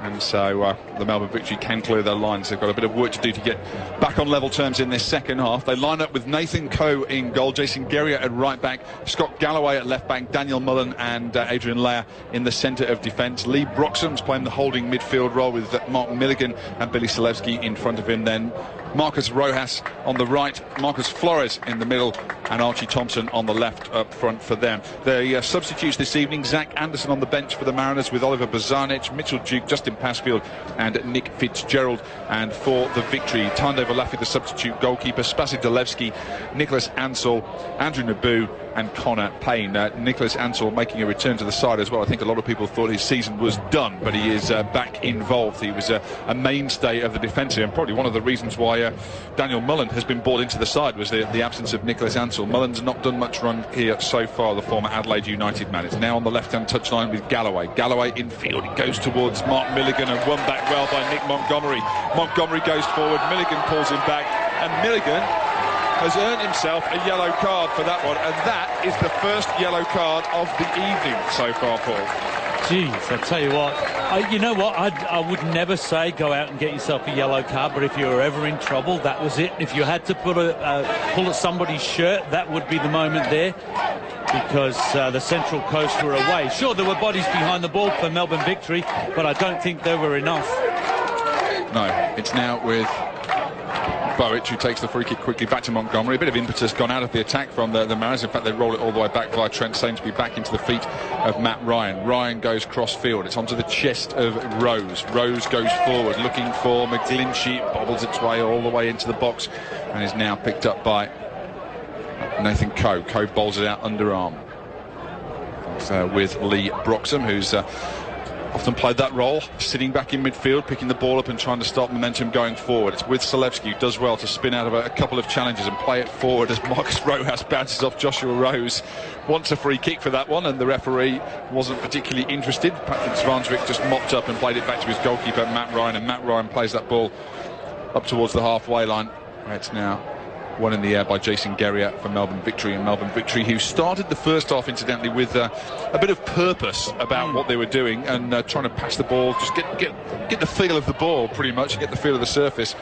They look like they're trying to do something similar at the start of the second half as Galloway does well to feed a ball inside to Archie Thompson on the edge of the Mariners penalty area. Nick Montgomery went back, won the ball and then played a difficult ball out to the touchline towards Bernie Abini. He couldn't bring it under control and it went out over the touchline for a throw-in for the Victory. Thompson playing it back at the touchline to Milligan. Milligan infield to Broxham. Broxham has got Guerrier wide on the right in a bit of space for him. The young fullback. He plays it on now to Rojas. Back to Guerrier. He's got a chance to get across into the middle. Goes back to Rojas. Rojas with the ball. Plays it infield to Selewski and then it's cut out by Nick Montgomery, and Montgomery tried to play the ball away. Marcus Flores made a challenge from the side of him, side stroke behind, caught his foot, and it's a free kick which the Mariners can take and get the ball played forward. Well, obviously Melbourne Victory have got to do something to try and open up this Central Coast defence. I don't think Central Coast, despite the fact that they're 1-0 ahead now, will start to sit back and protect that lead. They will still play their attacking style of football. But what is it that Melbourne Victory are going to have to do a bit special, a bit different to open them up? There's a lot of movement and it's very technical, but sometimes I think it just comes down to somebody taking the responsibility of beating the man in front of them, because we've had a lot of movement but we haven't had somebody beaten one-on-one too often. Because as soon as you beat somebody, it releases somebody else, and that's where the picture starts to open up. And they have a few tricky-looking players as well, the Melbourne Victory. Archie Thompson, Marcus Rojas and Marcus Flores, who are capable of doing that sort of thing. They just need the opportunity to do so. The ball fed crossfield by Nick Montgomery asked an awful lot of Pedge Bowick. It runs behind and goes out for a goal kick. I suspect that the Mariners side's been well drilled in how to stop the Melbourne Victory players getting that opportunity to take them on one-on-one. Yeah. The communication between Rose and Bowick is what? It's got to be over 35, 40 yards across the park. But they've both got to know what each other are doing. They've both got to know when to swap players, because if they're just focusing on their own job, they'll both get caught out. Might sound a bit complicated, but communication across that back line over 40, 50 yards is so important. bit of communication now on the back line, I'm sure, as Svansvik almost got the ball caught under his feet under some pressure from Marcus Rojas. Played it back to the goalkeeper, and it was fed away over the left-hand touchline, but Salevsky picks it up. His ball forward towards Rojas, though, wasn't a great one, and it ran behind, and Matt Ryan will take a goal kick and take it quickly as well, over to the right touchline for the Mariners to Bowick. Bowick plays it back in field to Sainsbury. Sainsbury on to Montgomery, and Montgomery just mops things up, rolls it back to his goalkeeper. And once again, the Mariners look to play things up and just keep hold of the football, have a spell of dominance themselves, and push Melbourne Victory back into their own half after a decent little spell from the Victory, as McBreen loses out in a challenge to Adrian Lair, who was quickly off the mark to knock the ball away from him. Then Flores turns the ball forward, and Svansvik gets there ahead of Marcus Rojas. His ball back to Matt Ryan. It was a dreadful ball, and Archie Thompson almost got there first. As it was, he got there. Page Bowick picked the ball up. He beats Galloway, then runs past Mark Milligan. He's still going forward with Galloway all over him, and Galloway is going to be the second man in the referee's notebook this evening. So in quick succession, we've seen 2 yellow cards early in the second half. 52 minutes played here in Gosford this evening, and 2 men in the referee's notebook now, and the Mariners leading by a goal to nil. Yeah, and they were both under the same circumstances. If he wasn't brought down, if he didn't have his shirt pulled, he would have been through. Maybe not one-on-one with a keeper, but certainly with a numerical advantage. I noticed, guys, Ange Postecoglou was shaking his head and pointing as if like thinking, or to his temples. Yeah. I'm sure a bit of frustration from Ange as he looks up at the scoreboard and sees his side trailing by a goal to nil at the moment, and giving away a free kick which will let the Mariners throw some more men forward into the penalty area. It'll be McGlinchey who fires it deep into the box. Lair gets up well and wins it, and then it's hammered clear by Mark Milligan up over the halfway line. Joshua Rose brings it under control, and he in turn fires a long crossfield ball which Scott Galloway is not the biggest of players. He gets underneath and gets a head to and knocks it away. Forward again there from the Mariners, as I have to say that was a soft free kick given then in favour of the Central Coast Mariners. Trent Sainsbury was spinning away from a challenge, slipped over for me as Galloway was in behind him, and the referee gave the free kick straight away. I don't think if there'd been any contact at all from Galloway or not then, that Sainsbury would have been staying on his feet. I think he slipped. Funny thing is, Strebray Dolovsky, the referee, was having a word with Avini. I mean, what was that all about? I don't know, maybe done something a couple of seconds earlier, I'm not quite sure, but there was a heated debate, I would say. There's been a lot of chat out in the middle, I have to say, and with the officials and the players, as the ball's fed into the box, and climbing high in the centre of the penalty area was Svansvik, although it wouldn't have mattered even if he had got a better header on that one and got it on target, because the flag was up for offside. So I think Coe gets a chance to play the ball away downfield. There's plenty of Mariners players though loitering inside the Victory half, making it difficult for them to play a ball short and play it out of their own half. Obviously in the end went long. Sainsbury won it in the air. It's knocked back downfield, and back it is again in the Melbourne Victory half. Tell you what, if Sainsbury could have caught that ball, that could have been mark of the year. Yeah. That was an absolute cracker. He was up on the shoulders of Flores. He's got a bit of extra height there, as Flores is a big man who plays up front for the Melbourne Victory, as I'm sure Adelaide United fans can attest to. You're listening to Paul Wade and Ned Hall and Debbie Spillane in Gosford this evening, the second of the elimination of the preliminary finals for the A-League Grand Final. And guys, wasn't Archie Thompson on the left-hand side for Victory? Yep. Well, I mean, he was on the right-hand side. Now he's swapped. Yeah. Continually doing that, aren't they? It's frustrating for me as a commentator. Never mind you, Debbie. Keep going which way to play. It's now picked up by Scott Galloway. Tries to play a ball in field. It's now with Rojas. Rojas, as Debbie Spillane just pointed out, has popped it now on the left-hand side rather than the right, where he was most of the time. A ball played forward in towards Bernie Abini, and he was on his heels a little bit then and didn't get to the ball quickly enough. Fed in field by Salevsky, onto Milligan, Milligan onto Flores. Again, quick, short, sharp passing from the Melbourne Victory. Salevsky cushions one down for Milligan. Milligan goes down the left-hand touchline towards Flores, who holds the ball up well. Looks in field, not an awful lot of options on for him there. Salevsky picks it up once more, looks across the field, and he sees Guerrier in a lot of space out on the right-hand edge of the box. If they actually look up and see him there, he's got acres of space, although Joshua Rose, I think, has clocked that he's out there. He's still not really moved across to close him down. Archie Thompson, though, still has it now on the left-hand side for Melbourne Victory. Twisting and turning down the flank. Forward he goes to Galloway. Galloway on the overlap. Fires it across into the middle. Played away by Sainsbury. Now it's picked up by Mark Milligan. Milligan lifts a ball right-footed, and lift was exactly the word. He gently sort of scooped that ball into the box. It was played clear, turned on by McBreen up towards Miles Stojowski, and he went his side, a throw-in just inside Melbourne Victory territory, which he takes quite quickly, throws it back towards Pedge Bowick. And Bowick goes all the way back to Sainsbury. On that point that Debbie Spillane was making a moment ago, Paul, we were looking at Thompson, who's now come back over onto the left-hand side, so he and Rojas permanently swapping left and right. For the Mariners this evening, McBreen isn't really leading the line as he has done on other occasions. As we break off, as they push forward now, the Mariners, and the ball is played over the top of pretty much everybody. Galloway gets there first and hammers it out for a throw-in on the left. McBreen's playing a fair way in behind Miles Stojowski a lot of the time, and he's dropping deep to pick up the ball and making it much harder to be picked up. He's the goal scorer, and he scored that goal again from deep and from a bit of distance out. Yeah, Flores is trying to do the same thing, but to less effect. And you can see McBreen, he's looking over his shoulder at Leia and saying, well, come on, let's go for a walk into midfield, shall we? Come on. And if Leia doesn't go, then McBreen picks it up, because Broxham's looking over his shoulder going, what's McBreen doing standing behind me? You know what I mean? That's why I'm intrigued by all the tactics, and you can see exactly what they're trying to do. In cricketing terms, he and Flores are trying to play on the corridor of uncertainty. As we're looking at the crowd, thank you, Adam. 10,651 is the attendance in here this evening at Gosford. That's very efficient again from the FFA. Adam Mark this time who's bringing us the attendance here this evening in Gosford.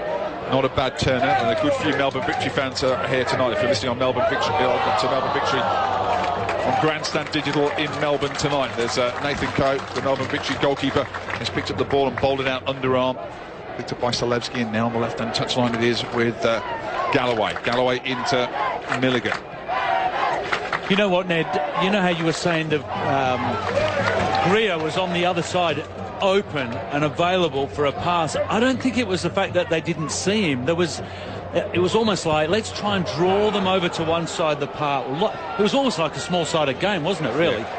And they didn't play it, so there must be some reason for it. Ball into the box, hit deep by Rojas, too deep, although Billy Salevsky goes sliding after that. Pedge Bowick slides in once again and makes a challenge, as it's then played into the feet of McBreen and played away by the Mariners up towards the halfway line, and McGlinchey, Montgomery I should say, and he's pulled, makes a foul challenge then, and in fact the Melbourne Victory officials eventually got what they wanted, because they were just complaining a little bit then in the ears of the referee, just to let him know that Nick Montgomery was bringing a few foul challenges that are nudging in the back and the shoulders of Galloway, and eventually he kicked the ball away and threw it over the touchline, so he earned himself a silly yellow card of his own. I don't know. There was, the last two Melbourne Victory yellow cards have been for, well, very professional reasons, but I don't know what Nick was thinking there. Nick Montgomery, he had no need. There was nothing happening. Why you would go and kick a ball away in that situation, I'll never know. You imagine another 5 minutes, he gets another one, 10 men, 1-0 up. I'd tell you, it's going to be some fight. Seen it before.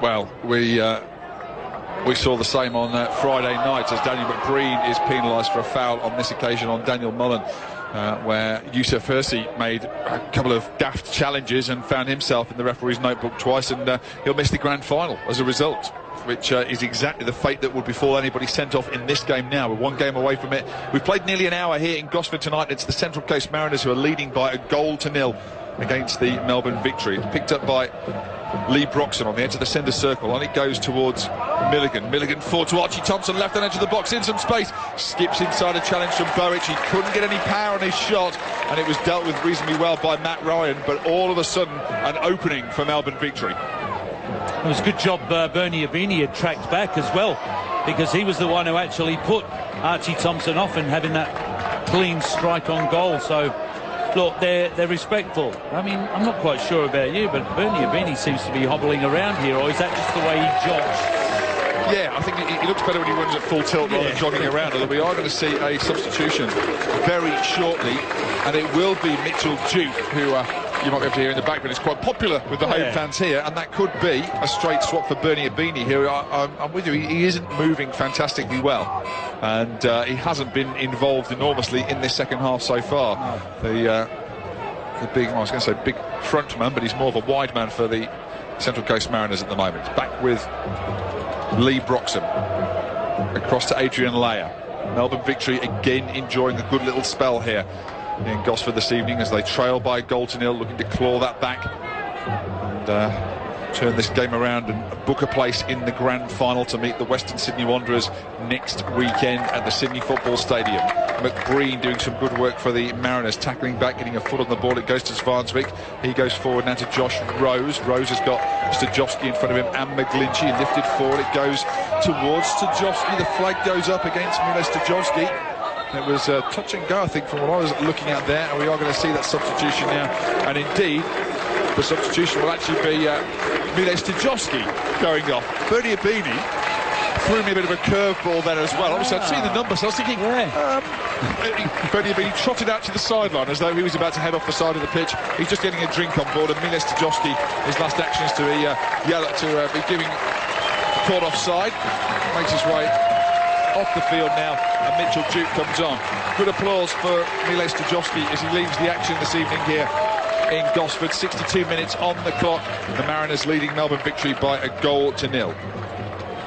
I was wondering why you would make that selection at the start of the game anyway. I'd be intrigued to find out at the presser afterwards why he did that, make that selection. Well, he might have a chance straight away. Mitchell Duke, as he tried to get in behind the defenders as McBreen went scurrying forward. He managed to hook it further forward. It dropped then underneath the crossbar for Nathan Coe to get his hands on the ball and play that ball away. But slightly different player to Milos Stajovski. Milos Stajovski, a slighter and trickier player in some regard than Mitchell Duke, who carries a lot more pace and a bit more of a physical presence out on the field as well. But Milos Stajovski's done his job. The former Derby County man has now taken his place on the bench in the bid to see if his teammates can get through to the grand final. It's back with Ryan. Ryan goes cross field.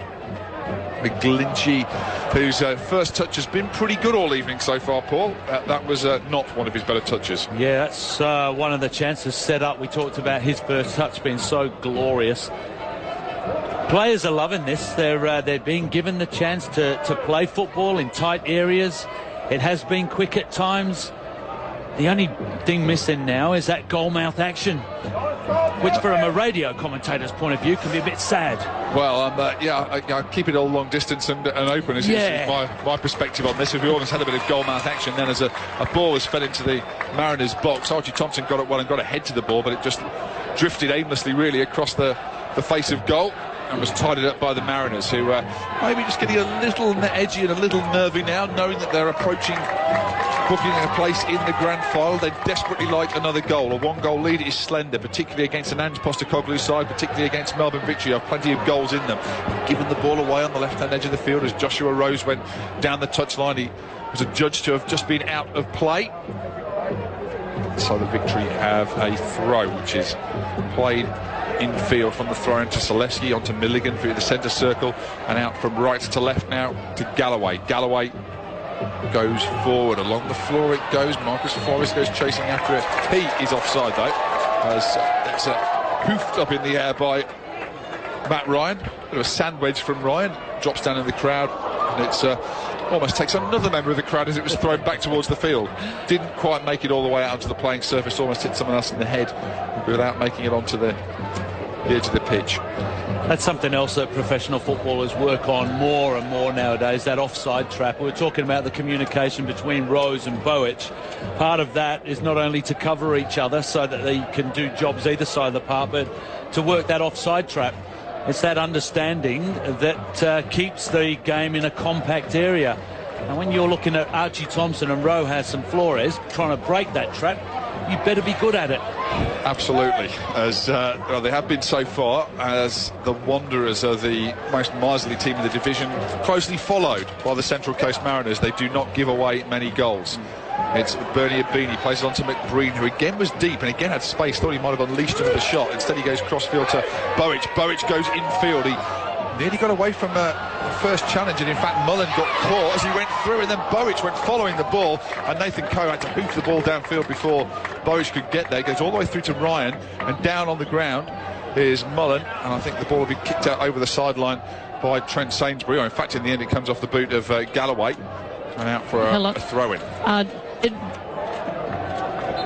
Oh, just lost Debbie again then briefly. Cutting in and out a little bit. I think due to the amount of people inside the stadium tonight, it's difficult to keep the signal up, Debbie. Well, having the same sort of problems at the moment, unfortunately, from Debbie Spillane, just down on the in the Melbourne Victory area. Probably they're all in suffering at the moment and in pain and sympathy with Mark Milligan, who's still... sorry, I should say Daniel Mullen, who's still down on the ground. The big screen is showing Tony Popovich and the crowd's booing the Western Sydney Wanderers coach. Connor Payne is about to come on for Melbourne Victory. Thank you, Debbie. So that was it, Paul. It just came just at the right moment then for Debbie just to put out the permanent information that there's going to be a substitution made. Always an interesting one, because obviously the substitution they're making, it's the one that they had, the change coming into this game. It's Connor Payne who's going to come on to replace Marcus Flores. And Payne will replace him up front. And so pretty much that's how they started last week against Perth Glory. Yeah. However, with Daniel Mullen just going down, I know it's a different sort of player, but they're suddenly using up a substitution. Yeah, it's. I'm looking forward to seeing Payne, though. I was quite surprised when I got the team sheet and saw his name sitting on the bench, because we're talking about breaking a straight line of 4 Central Coast defenders. If anyone's got the speed to do it, Corey Payne has. I mean, it's Corey Payne. Connor Payne. I can't believe I said Corey Payne. Who's Corey Payne anyway? Corey Payne used to play for the Bulldogs in rugby league in the NRL. He retired last year, so if you're pleased to say he's got the speed. Yeah. As I'm not sure that was his biggest asset as a player at the time, but Connor Payne has got some speed. He's also, I noticed as well, he's the grandson of a Newcastle United legend, Tommy Casey, who played a lot in the 1950s. So he's got a fair bit of footballing pedigree and heritage as Connor Payne, even though he's only a youngster. Another one of the young players that Ange Postecoglou has thrown into the action. As in the action now is Archie Thompson. He goes forward to Marcus Rojas, who again is flagged offside. And I hate to say again, because it's always a little bit grating with me that it was right in front of the linesman, but he waited till he'd run another 20 yards down the touchline, got hold of the ball, and then the flag went up against him, which he obviously was, but the flag could have been up sooner and saved everyone a lot of waiting around. Anyway, ball's given away now by the Mariners, and Payne has a first touch on the ball, gives it back to Galloway under some pressure from Montgomery. Bernie Abini has it now. Abini up towards the halfway line. He touches it on to the feet of Mitchell Duke. He got it caught under his feet. Regained possession and fed it on to Burridge. Burridge back to Daniel McBreen on the halfway line again, sitting deep. Goes on now to McGlinchey. McGlinchey goes cannoning forward into the box. Turning away was Duke. Duke turned well. He just didn't get hold of the ball afterwards, and Adrian Leyer took it off his toe and went running forward. Now it's lifted on downfield by the Melbourne Victory. It might break here for Connor Payne. Making the run on the overlap is Rojas, edge of the Mariners box. He's got Thompson behind him, played into Thompson. Trent Sainsbury read that one superbly. Just stepped up, cut the ball out, calm as you like, and they played the ball away then, the Central Coast Mariners. But that was a worrying moment for them, that Payne got in behind them and almost fed the ball directly into the box in towards Marco Rojas.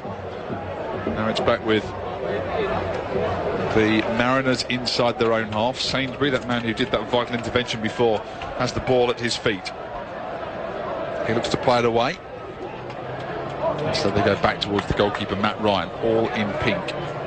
Ryan lifted in the air, headed back into his own half by McGlinchey, onto Hutchinson, onto McBreen. Duke's in space on the right if he can get the ball to him. Duke into the box, right foot strike from Duke, plenty of power, just not quite the right direction, just the wrong side of the upright, and it goes behind for a goal kick. But straight away the impact of Mitchell Duke, the different sort of player, just that extra bit of pace and power, and pushing onto the back man, wasn't too far away, Paul Wade. Yeah, it's great when you see Daniel McBreen running into a midfield area for a purpose, for a very good reason, and that's to create that space right in front of Duke to take a shot at goal. Now it's the Victory pushing forward. Payne on the left, cuts a ball to the back of the box. Svansvik cut it out, and that was a good read as well from Svansvik, because Archie Thompson had lingered back this time and was about to get himself on the end of the football. Now it's with Bernie Abini in the centre circle. He again is working out of position to keep hold of the football and push the Mariners on. McBreen has it now. He fires it downfield, looks to pick up Mitchell Duke, and Mitchell Duke bounced off his hit, hit Scott Galloway, and then Duke slipped over as the ball went away from him. Scott Galloway is only 17 years old, but I swear he looks like a primary school boy. He's so little. He is, and it's interesting. Debbie pointed that out because early on in the game, Bernie Abini shrugged him off and fended him off very, very comfortably. He's not a big player either. No. Debbie said he's very young, but he's also fairly slight. Abini has a fair bit of size advantage on him, which they haven't really looked to exploit so far this evening. The Mariners, not something they do too much.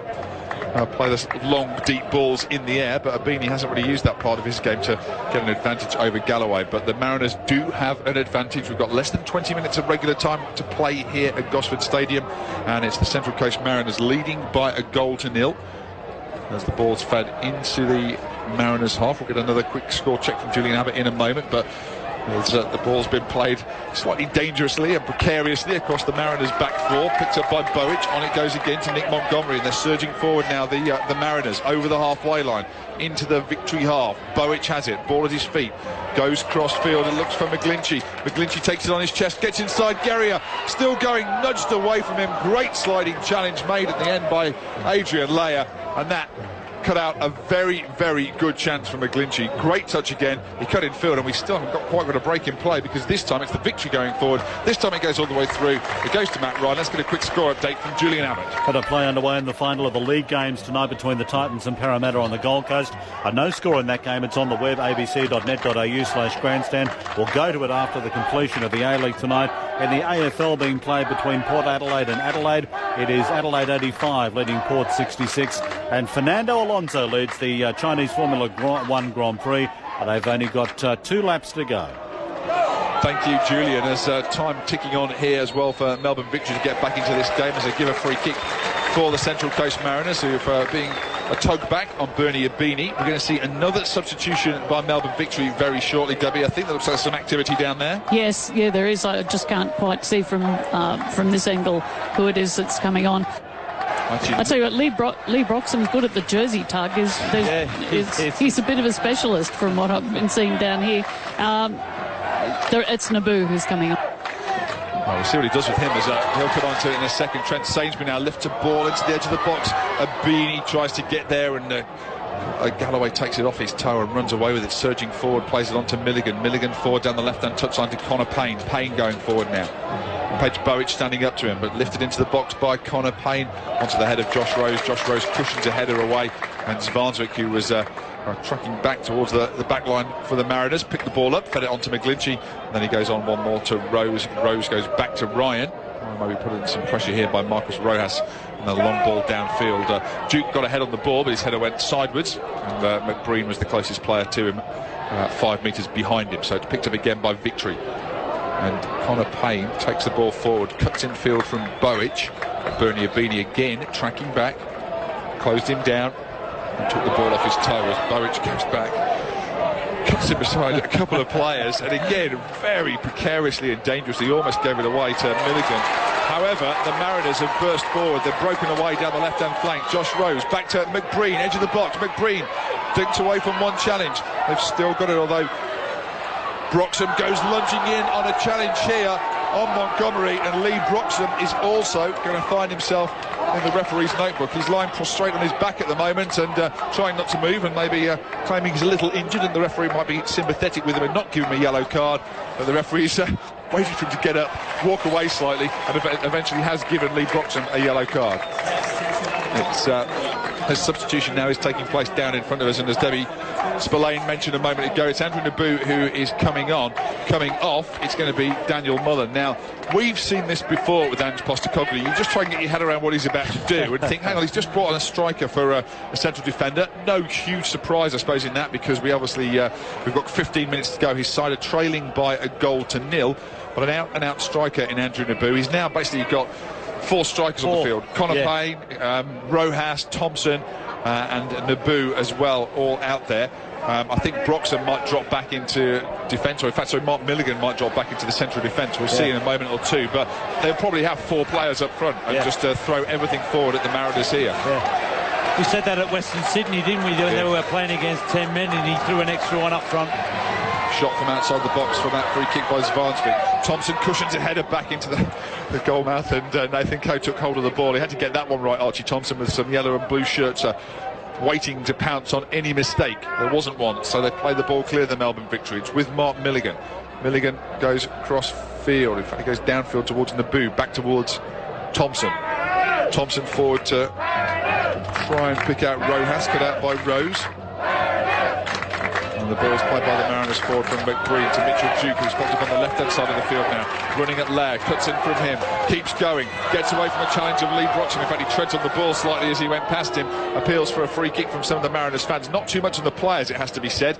And so the Victory go forward. They played the ball from the centre circle from Milligan onto Connor Payne on their left-hand touchline, but it was well read by Pej Bowic. Just stood his ground, got in front of him and played the ball back to Matt Ryan. And in fact, it's Lee Broxham, looks like he's moved into the back line, who... as Debbie was saying, he's fairly dogged in terms of what he does. Not the biggest player, but I think he's probably trying to hang in there and use a bit of pace at the back to stop Mitchell Duke getting in behind them. So a slight tweak to the way they're playing. They've basically, as a result of that now, got a back four, roughly, the Melbourne Victory. But they have got 4 men up front as Archie Thompson got in behind the defenders. Matt Ryan came out of his goal mouth then as well, was nowhere near the ball. And it looked for a moment like Archie Thompson could turn and hammer that ball into the back of the net. As it was, the flag was up against him. Oh, we've seen some goalkeepers come in doing some wonderful things here at on the Central Coast, but that was probably going to be another example of what not to do. Yeah, you're right. If Archie Thompson's touch had been first class, first time, there was a stranded Matt Ryan on the edge of the 6-yard box there. Ryan plays the ball downfield from the offside free kick. However, it's not a great delivery. It runs downfield and batters out over the touchline for a throw-in, which Scott Galloway will take.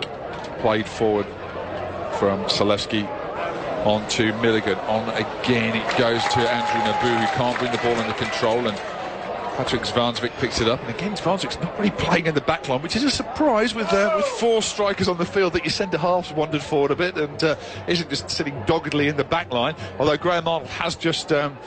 been waggling his finger in the direction of his defenders. They're just getting the message across to his team to stay focused, because there's 12 minutes of regular time left to play here in Gosford. The Mariners lead by Daniel McBreen, 0-0. The Victory pushing to try and get an equaliser, give the ball away. It's picked up by Zvansvik. He goes long downfield and looks to get it into Mitchell Duke, who leans on Lee Broxham a little too forcefully, in the opinion of the referee. Again, considerable size and dare say weight advantage for Duke over Broxham. The referee thought there was a bit too much of a nudge in the back, and free kick given to the Melbourne Victory. So while we're about to take this free kick, we'll get a quick score update from Julian Abbott. And Fernando Alonso has just won the Chinese Formula One Grand Prix in Shanghai this evening. In the NRL between the Gold Coast and Parramatta, no score yet in that game. And in the AFL being played between Adelaide and Port Adelaide this evening, the Crows lead 85. In fact, it's now 85 all.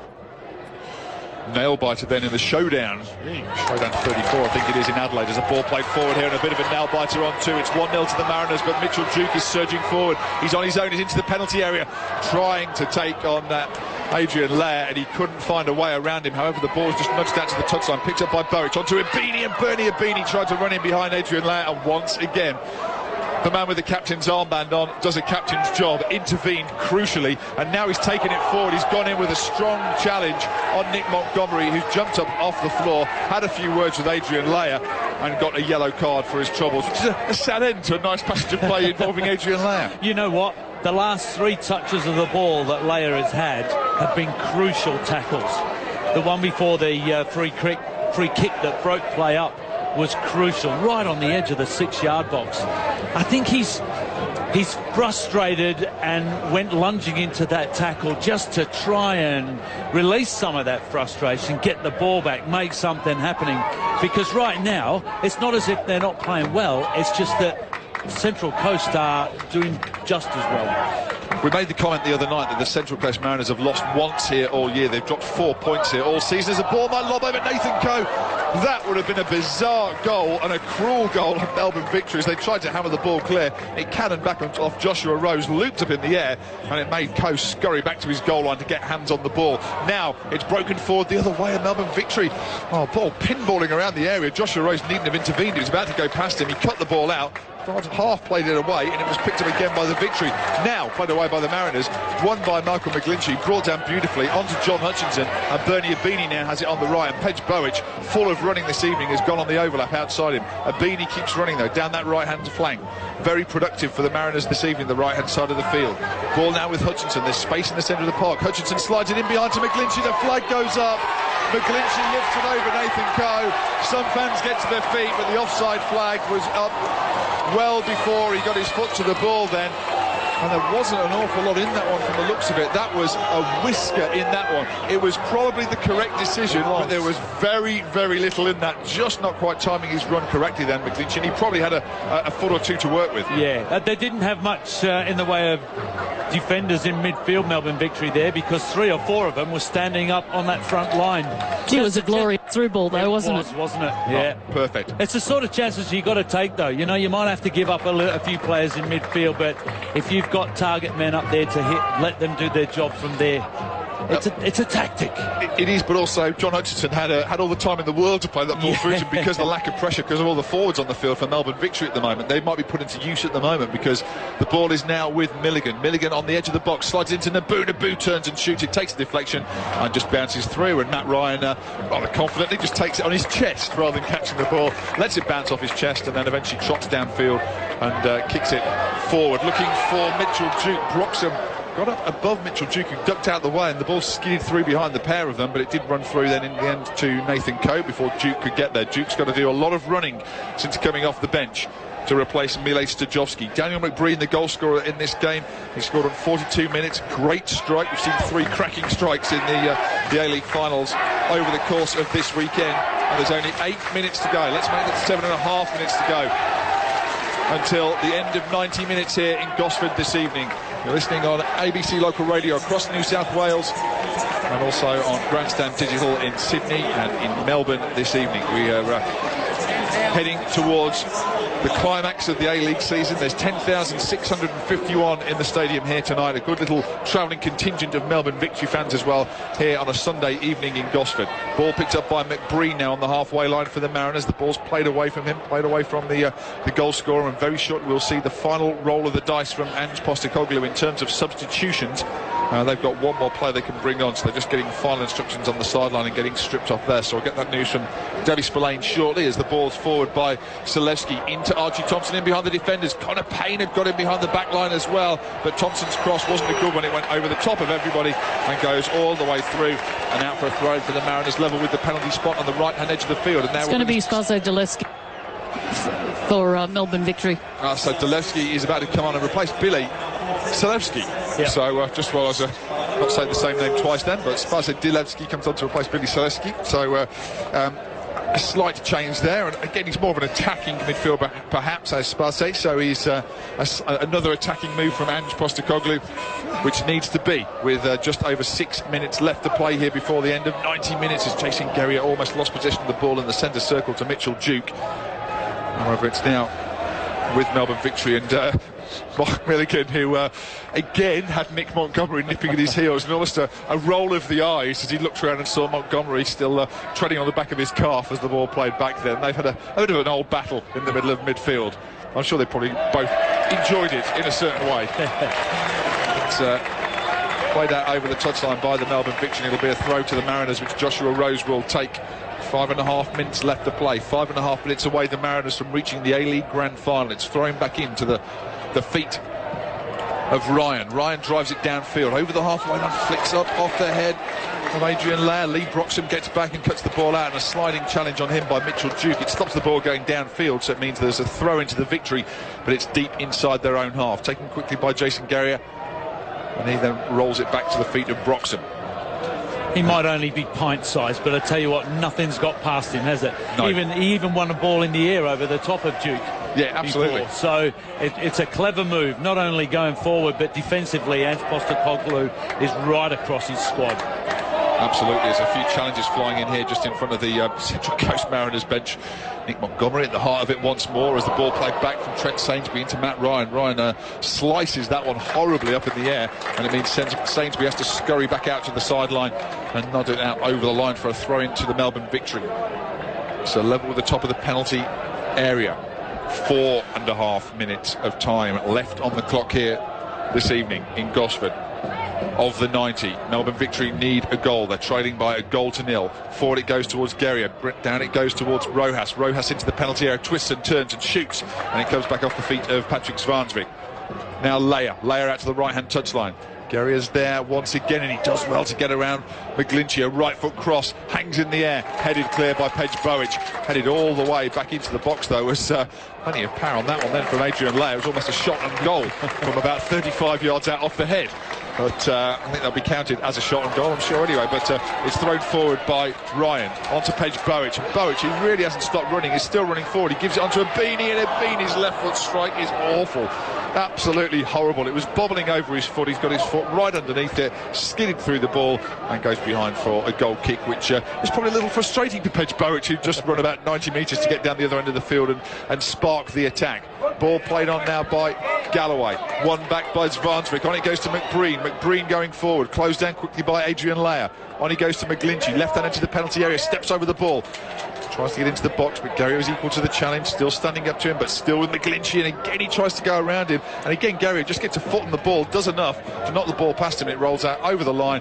And that's behind for a corner kick. Before we get the corner kick in, let's get another score from Julian Abbott. And 15 minutes gone in the league on the Gold Coast. It is the Titans leading Parramatta 6 points to 2. It's 85 apiece in the AFL between Adelaide and Port Adelaide.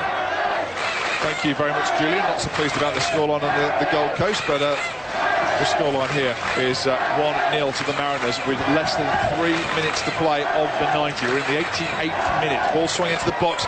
Nathan Coe takes it high above his head from the corner kick, and he quickly runs out to the edge of his penalty area and boosts it downfield. Foot right underneath it. Bowic wins it in the air, heads it away from Connor Payne. Then Naboo challenging in the middle of the park and with Milligan, and then McBreen raising his foot is penalised and isn't particularly pleased with the referee. Either that or he was congratulating him very forcefully on getting the decision right. I'm thinking it was the former. Now it's Guerrier who plays the ball forward down the right-hand touchline. Picked up by Rojas, jinking and turning away from defenders. Plays it on one more to Delevsky. The substitute on the field, plays it back towards Guerrier. Forward it goes to Rojas. Rojas can't bring it under control, and it's forward now to McGlinchey. McGlinchey spins away from the challenge of Jason Guerrier, who's looking heavy-legged and tired. The right back, and again another young man, and he's covered some ground tonight. Forward it goes now for the Mariners. It's with Montgomery in the centre circle. Pej Bowic is standing on the halfway line, screaming for the ball to be played his way. It's not. It goes down the left-hand flank, and it's gone out for another corner kick to the Central Coast Mariners. It was played quickly forward down the left, and McGlinchey went tearing after it, and it went out for a corner kick. In fact, sorry, it was Joshua Rose. I think he swapped over and he went charging all the way downfield. He's trotting back now to slot into the left back position, but they did a quick swap over there with John Hutchinson, but Rose went surging forward, and I think he's exhausted after that one. It's amazing that the Central Coast haven't used their bench more tonight, given that they're backing up from a midweek game in China. I know they rested some players from that match, but they've been pretty still on the bench. Zvansvik with a shot from distance, hit it with some power. It flew behind and hit the big video screen behind the goal away to our right in front of the Brisbane Waters end of the ground. And that, in fact, as Debbie's just pointed out, was supposed to be a big factor tonight, Paul. The extra game played in midweek by the Central Coast Mariners. They'd be exhausted. They travelled to China. They'd had a long trip. But they did rotate players.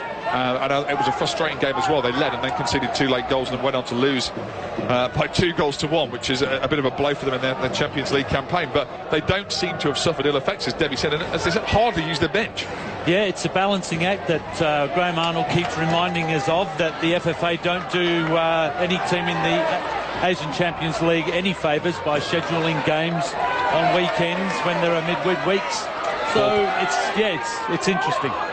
Pej Bowic takes the ball forward towards the edge of the penalty area, and Lee Broxham gets back, cuts the ball out, and it goes out for a throw-in down by the corner flag for the Central Coast Mariners. They'll take it from their right. Pej Bowic goes across to take this throw. 3 minutes of time to be added on here in Gosford this evening before we hit full time. And the crowd booed that. Yeah. I think they were just hoping for the one, but we've had a couple more stoppages towards the end of this second half, and Bernie Abini has the ball knocked off his toe and out over the sideline for a throw. It's played up towards the halfway line by the Mariners, and it's Nick Montgomery again who's gone in and made a challenge on Mark Milligan, and the Victory players are fuming, and Nick Montgomery He's going to get himself in the referee's notebook here. He's got a second yellow card, a red card. He is out of the grand final. It was a raised boot that went in. It was a challenge on Mark Milligan, who's copped it all afternoon from Nick Montgomery, it's got to be said. And Montgomery has had a second yellow card. They're down to 10 men, the Central Coast Mariners, and Nick Montgomery is out of the grand final. He gets a big ovation. I don't think that'll really cheer him up as he walks up the tunnel looking absolutely disconsolate, Nick Montgomery, because he knows exactly what that means. Ouch. Oh, I feel for him. He's such an honest... All right, he's clumsy at times, but he's so honest in his work ethic. If there's anyone who deserves to be there on a grand stage, if in a matter of minutes the final whistle goes and the score remains the same, it's him. He deserves to be there. Well, we're about to see a final turn here and a twist in this game, because the Melbourne Victory, and as we said before, under Ange Postecoglou, they've done remarkable things, his teams, over the past few seasons. It's 1-0 to the Central Coast Mariners. We're almost at the end of the 3 minutes of stoppage time here in Gosford. The Victory have the ball. It's with Guerrier. He plays it forward looking for Andrew Naboo. It's won back, though, by the Mariners for McGlinchey, who then gives it away, and Milligan picks it up. Milligan drives it cross field. Thompson gets in behind the defenders, plays it into the edge of the 6-yard box. Pedge Bowick cuts the ball out. It comes off his chest, and then he plays it away with the outside of his right boot out towards the touchline. Clearance completed by Joshua Rose, although picked up by Adrian Leyer. Leyer plays it forward down the right-hand touchline, and then it hits McGlinchey and goes out for a throw. And this could be the last action of the game here in Gosford. The Victory desperately pushing for an equalising goal here tonight. It's played back towards Guerrier, hassling and harrying away as Mitchell Duke. Duke pushes back towards the halfway line. Lee Broxton has it in the centre circle, all on his own. He goes pushing forward. He's got Cole and Galloway on the left-hand touchline. Galloway goes forward, challenging with Bernie Abini, and it's a throw-in given to the Melbourne Victory, much to the disgust of the Mariners players and the Mariners bench. It's taken quickly. Milligan plays it in towards Connor Payne, bounces off Payne's chest, back towards the edge of the box, and Leyer doesn't get the ball because it doesn't reach him. Players falling left and right, and eventually the referee could have given 5 free kicks there. Players were falling over left, right and centre, and he's given a free kick to Melbourne Victory on the edge of the D, on the edge of the penalty area here. And there's a little bit of celebration going on in the officials' box down here with the Melbourne Victory. They to be encouraged by that. Adrian Leyer's initial challenge on Hutchinson could easily have been adjudged a foul. However, in the end, it was a foul on Andrew Naboo that the referee has pulled up here, and it's just outside the D. You've got Rojas over the ball, you've got Milligan over the ball, and it was Mark Milligan who scored the penalty that sent the team into extra time last week. I know we're going to see more from it. You cannot. This is unbelievable. Down to 10 men. The Central Coast Mariners. They lead by a goal to nil. They've led since the 42nd minute. There's a free kick just on the edge of the box. The referee's whistle will go almost straight after it. Rojas lifts it, hits the wall, hits the face of the wall. The ball's still not clear. Now it looks like it is. They go forward and a breakaway here. It's 3-on-2. Going to the left. It's with the feet of Mitchell Dugan. Gets caught under his feet. It doesn't matter a jot in the end, though, because that is the final action of the game here, and we now know our grand finalists in the A-League this season. The Central Coast Mariners have ridden out a late storm here in Gosford and held on to a 1-0 scoreline that sends them through to the decider against the Western Sydney Wanderers next weekend. An affectionate pat on the back for both Kevin Muscat and Ange Postecoglou from Graham Arnold. A lot of mutual respect between these two sides, but it's Melbourne Victory whose season is over here tonight in Gosford, going down by a goal to nil to the Mariners. The Mariners, who have been up in the top 2 for most of this season, it's got to be said, get the chance to joust it out next weekend at the Sydney Football Stadium against the Western Sydney Wanderers. Daniel McBreen, the hero here tonight, his 18th goal of the A-League season, one of the better ones he'll score too, a sweetly struck shot from the edge of the area. Now we'll hope we'll be able to get some interviews from Debbie Spillane a bit later on if she can get down on the field, and if the microphone works as well, Paul, we'll see about that. So if Debbie gets out there, hopefully it works okay. So can you hear me, guys? Fine, Debbie. Just lost you for a moment, so it is cutting out a little bit, Debbie, but we'll see. Yeah, if I stand up, if I can find a spot, I'll get someone brought to me to... Excellent. Well, we'll hope we get that as well, because Adam Mark is standing by to give somebody to Debbie, hopefully. She's a bit, I'm not sure if you're aware of the work of Norman Collier, but it's a bit Norman Collier, Debbie's work this evening, with a bit of cutting in and out. And now the referees and the officials are getting boos from the home fans here. We'll come to the sending off in a bit, Paul, because it's gutting for two teams now. They've both got players who are missing this game. Influential players, real key players. I would, if I had to pick one player, Hersey or Montgomery, who I'd like to be missing, I tell you what, it would be Montgomery. I'd like to have him out the way first. I want Hersey playing.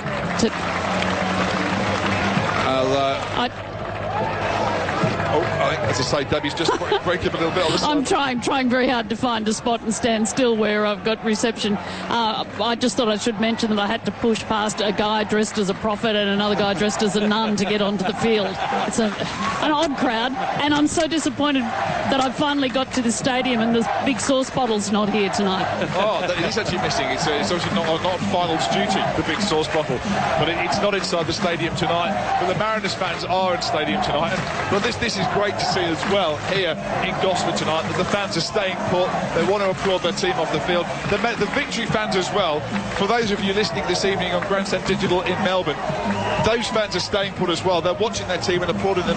They've done nothing wrong tonight, Paul. You mentioned it several times during the game. It was a very, very tight contest between two well-drilled sides and really good teams, and there was nothing really in it. One good goal was all that divided it. You could take this to any coaching conference and say, right, boys, sit down, and girls, analyse this and tell me. Sorry, Debbie, go. Sorry, I just wanted to jump in because I've got Pedge Bowich from the Mariners here. Pedge, congratulations on making the grand final. How does that feel? Words can't describe the feeling. You're making a grand final again. This is our second in 3 years. This time we want to make sure we get the win next week. I heard that you, I was listening to our commentators saying how, particularly in the opening parts of this game, maybe the first half hour, even longer, it was very cagey. Is that how it felt out there? Yeah, first you've got to be wary. We're both quality teams, and Melbourne's front three dangerous. So, as much as we want to attack, we have to be careful in transition, which we were, and, we knew as the game went on, we'll get our chances. Well, both sides that are in the grand final are going to be minus a key player because of a send-off. How do you feel for Nick Montgomery? Yeah, look, we're all feel for him, and tonight he did an amazing job for us, and he helped us get into the grand final, so he should be very proud of what he did for us tonight. Your crowd here tonight, they're not as noisy as the red and black block. Do you think they might need a little bit of coaching before next weekend? No, not all tonight. They were amazing. They started so loud and they got behind us every second. So we know what the Mariners are about. They've been loyal to us for the 8 years we've been here. So next Sunday is going to be an amazing feeling, and both sets of crowds are going to create a great atmosphere like they did for you about a month ago here. And grand final experience, this side has had grand final experience. I guess you can put that in a positive light. You've been there, you know what it feels like. You just want to know what it feels like to win one. Yeah, exactly. So we're new to winning, so hopefully we have that winning mentality. Pedge Bowich, thanks very much for talking to ABC Grandstand. Thank you, Debbie, and thank you to Pedge Bowich as well, who, look, for me, he was one of the better players on the field tonight, Pedge Bowich. He was a great performance from right back, added an awful lot moving forward down that right-hand side of the field, and his link-up play as well with Bernie Abini was fantastic. Yeah, it was, although, you know what, I will put a bit of a dampener on that, Ned, and say it wasn't what you would say was the classic Central Coast Mariners overlapping fullbacks, Pedge Bowich, Josh Rose down one side and the other. So from that point of view, there is a lot of improvement to be had in that area, but then again, you look the flip side and you look at the players they were playing up against, especially towards the end there with Payne, he couldn't go forward too much for fear of getting caught on the rebound, and that might have been the stifling in both teams.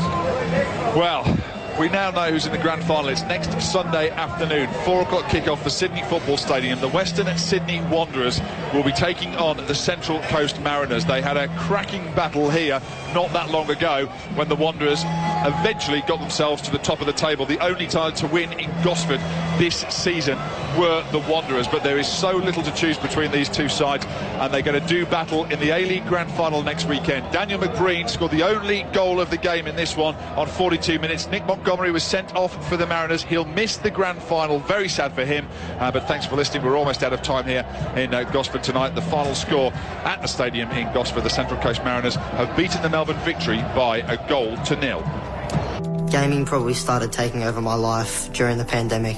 Excessive gaming changes the teenage brain. Australian Story meets Aussie families desperate for help. I've seen kids who are very depressed, very anxious. And the man helping them take back control. Wayne is so personally invested with these kids and wants to make a real difference. I'm kind of excited about how things are going to go. Australian Story, Game Changer. The course has changed a lot of things in my life. Streaming now on ABC iView. Your home of rugby. ABC Sport.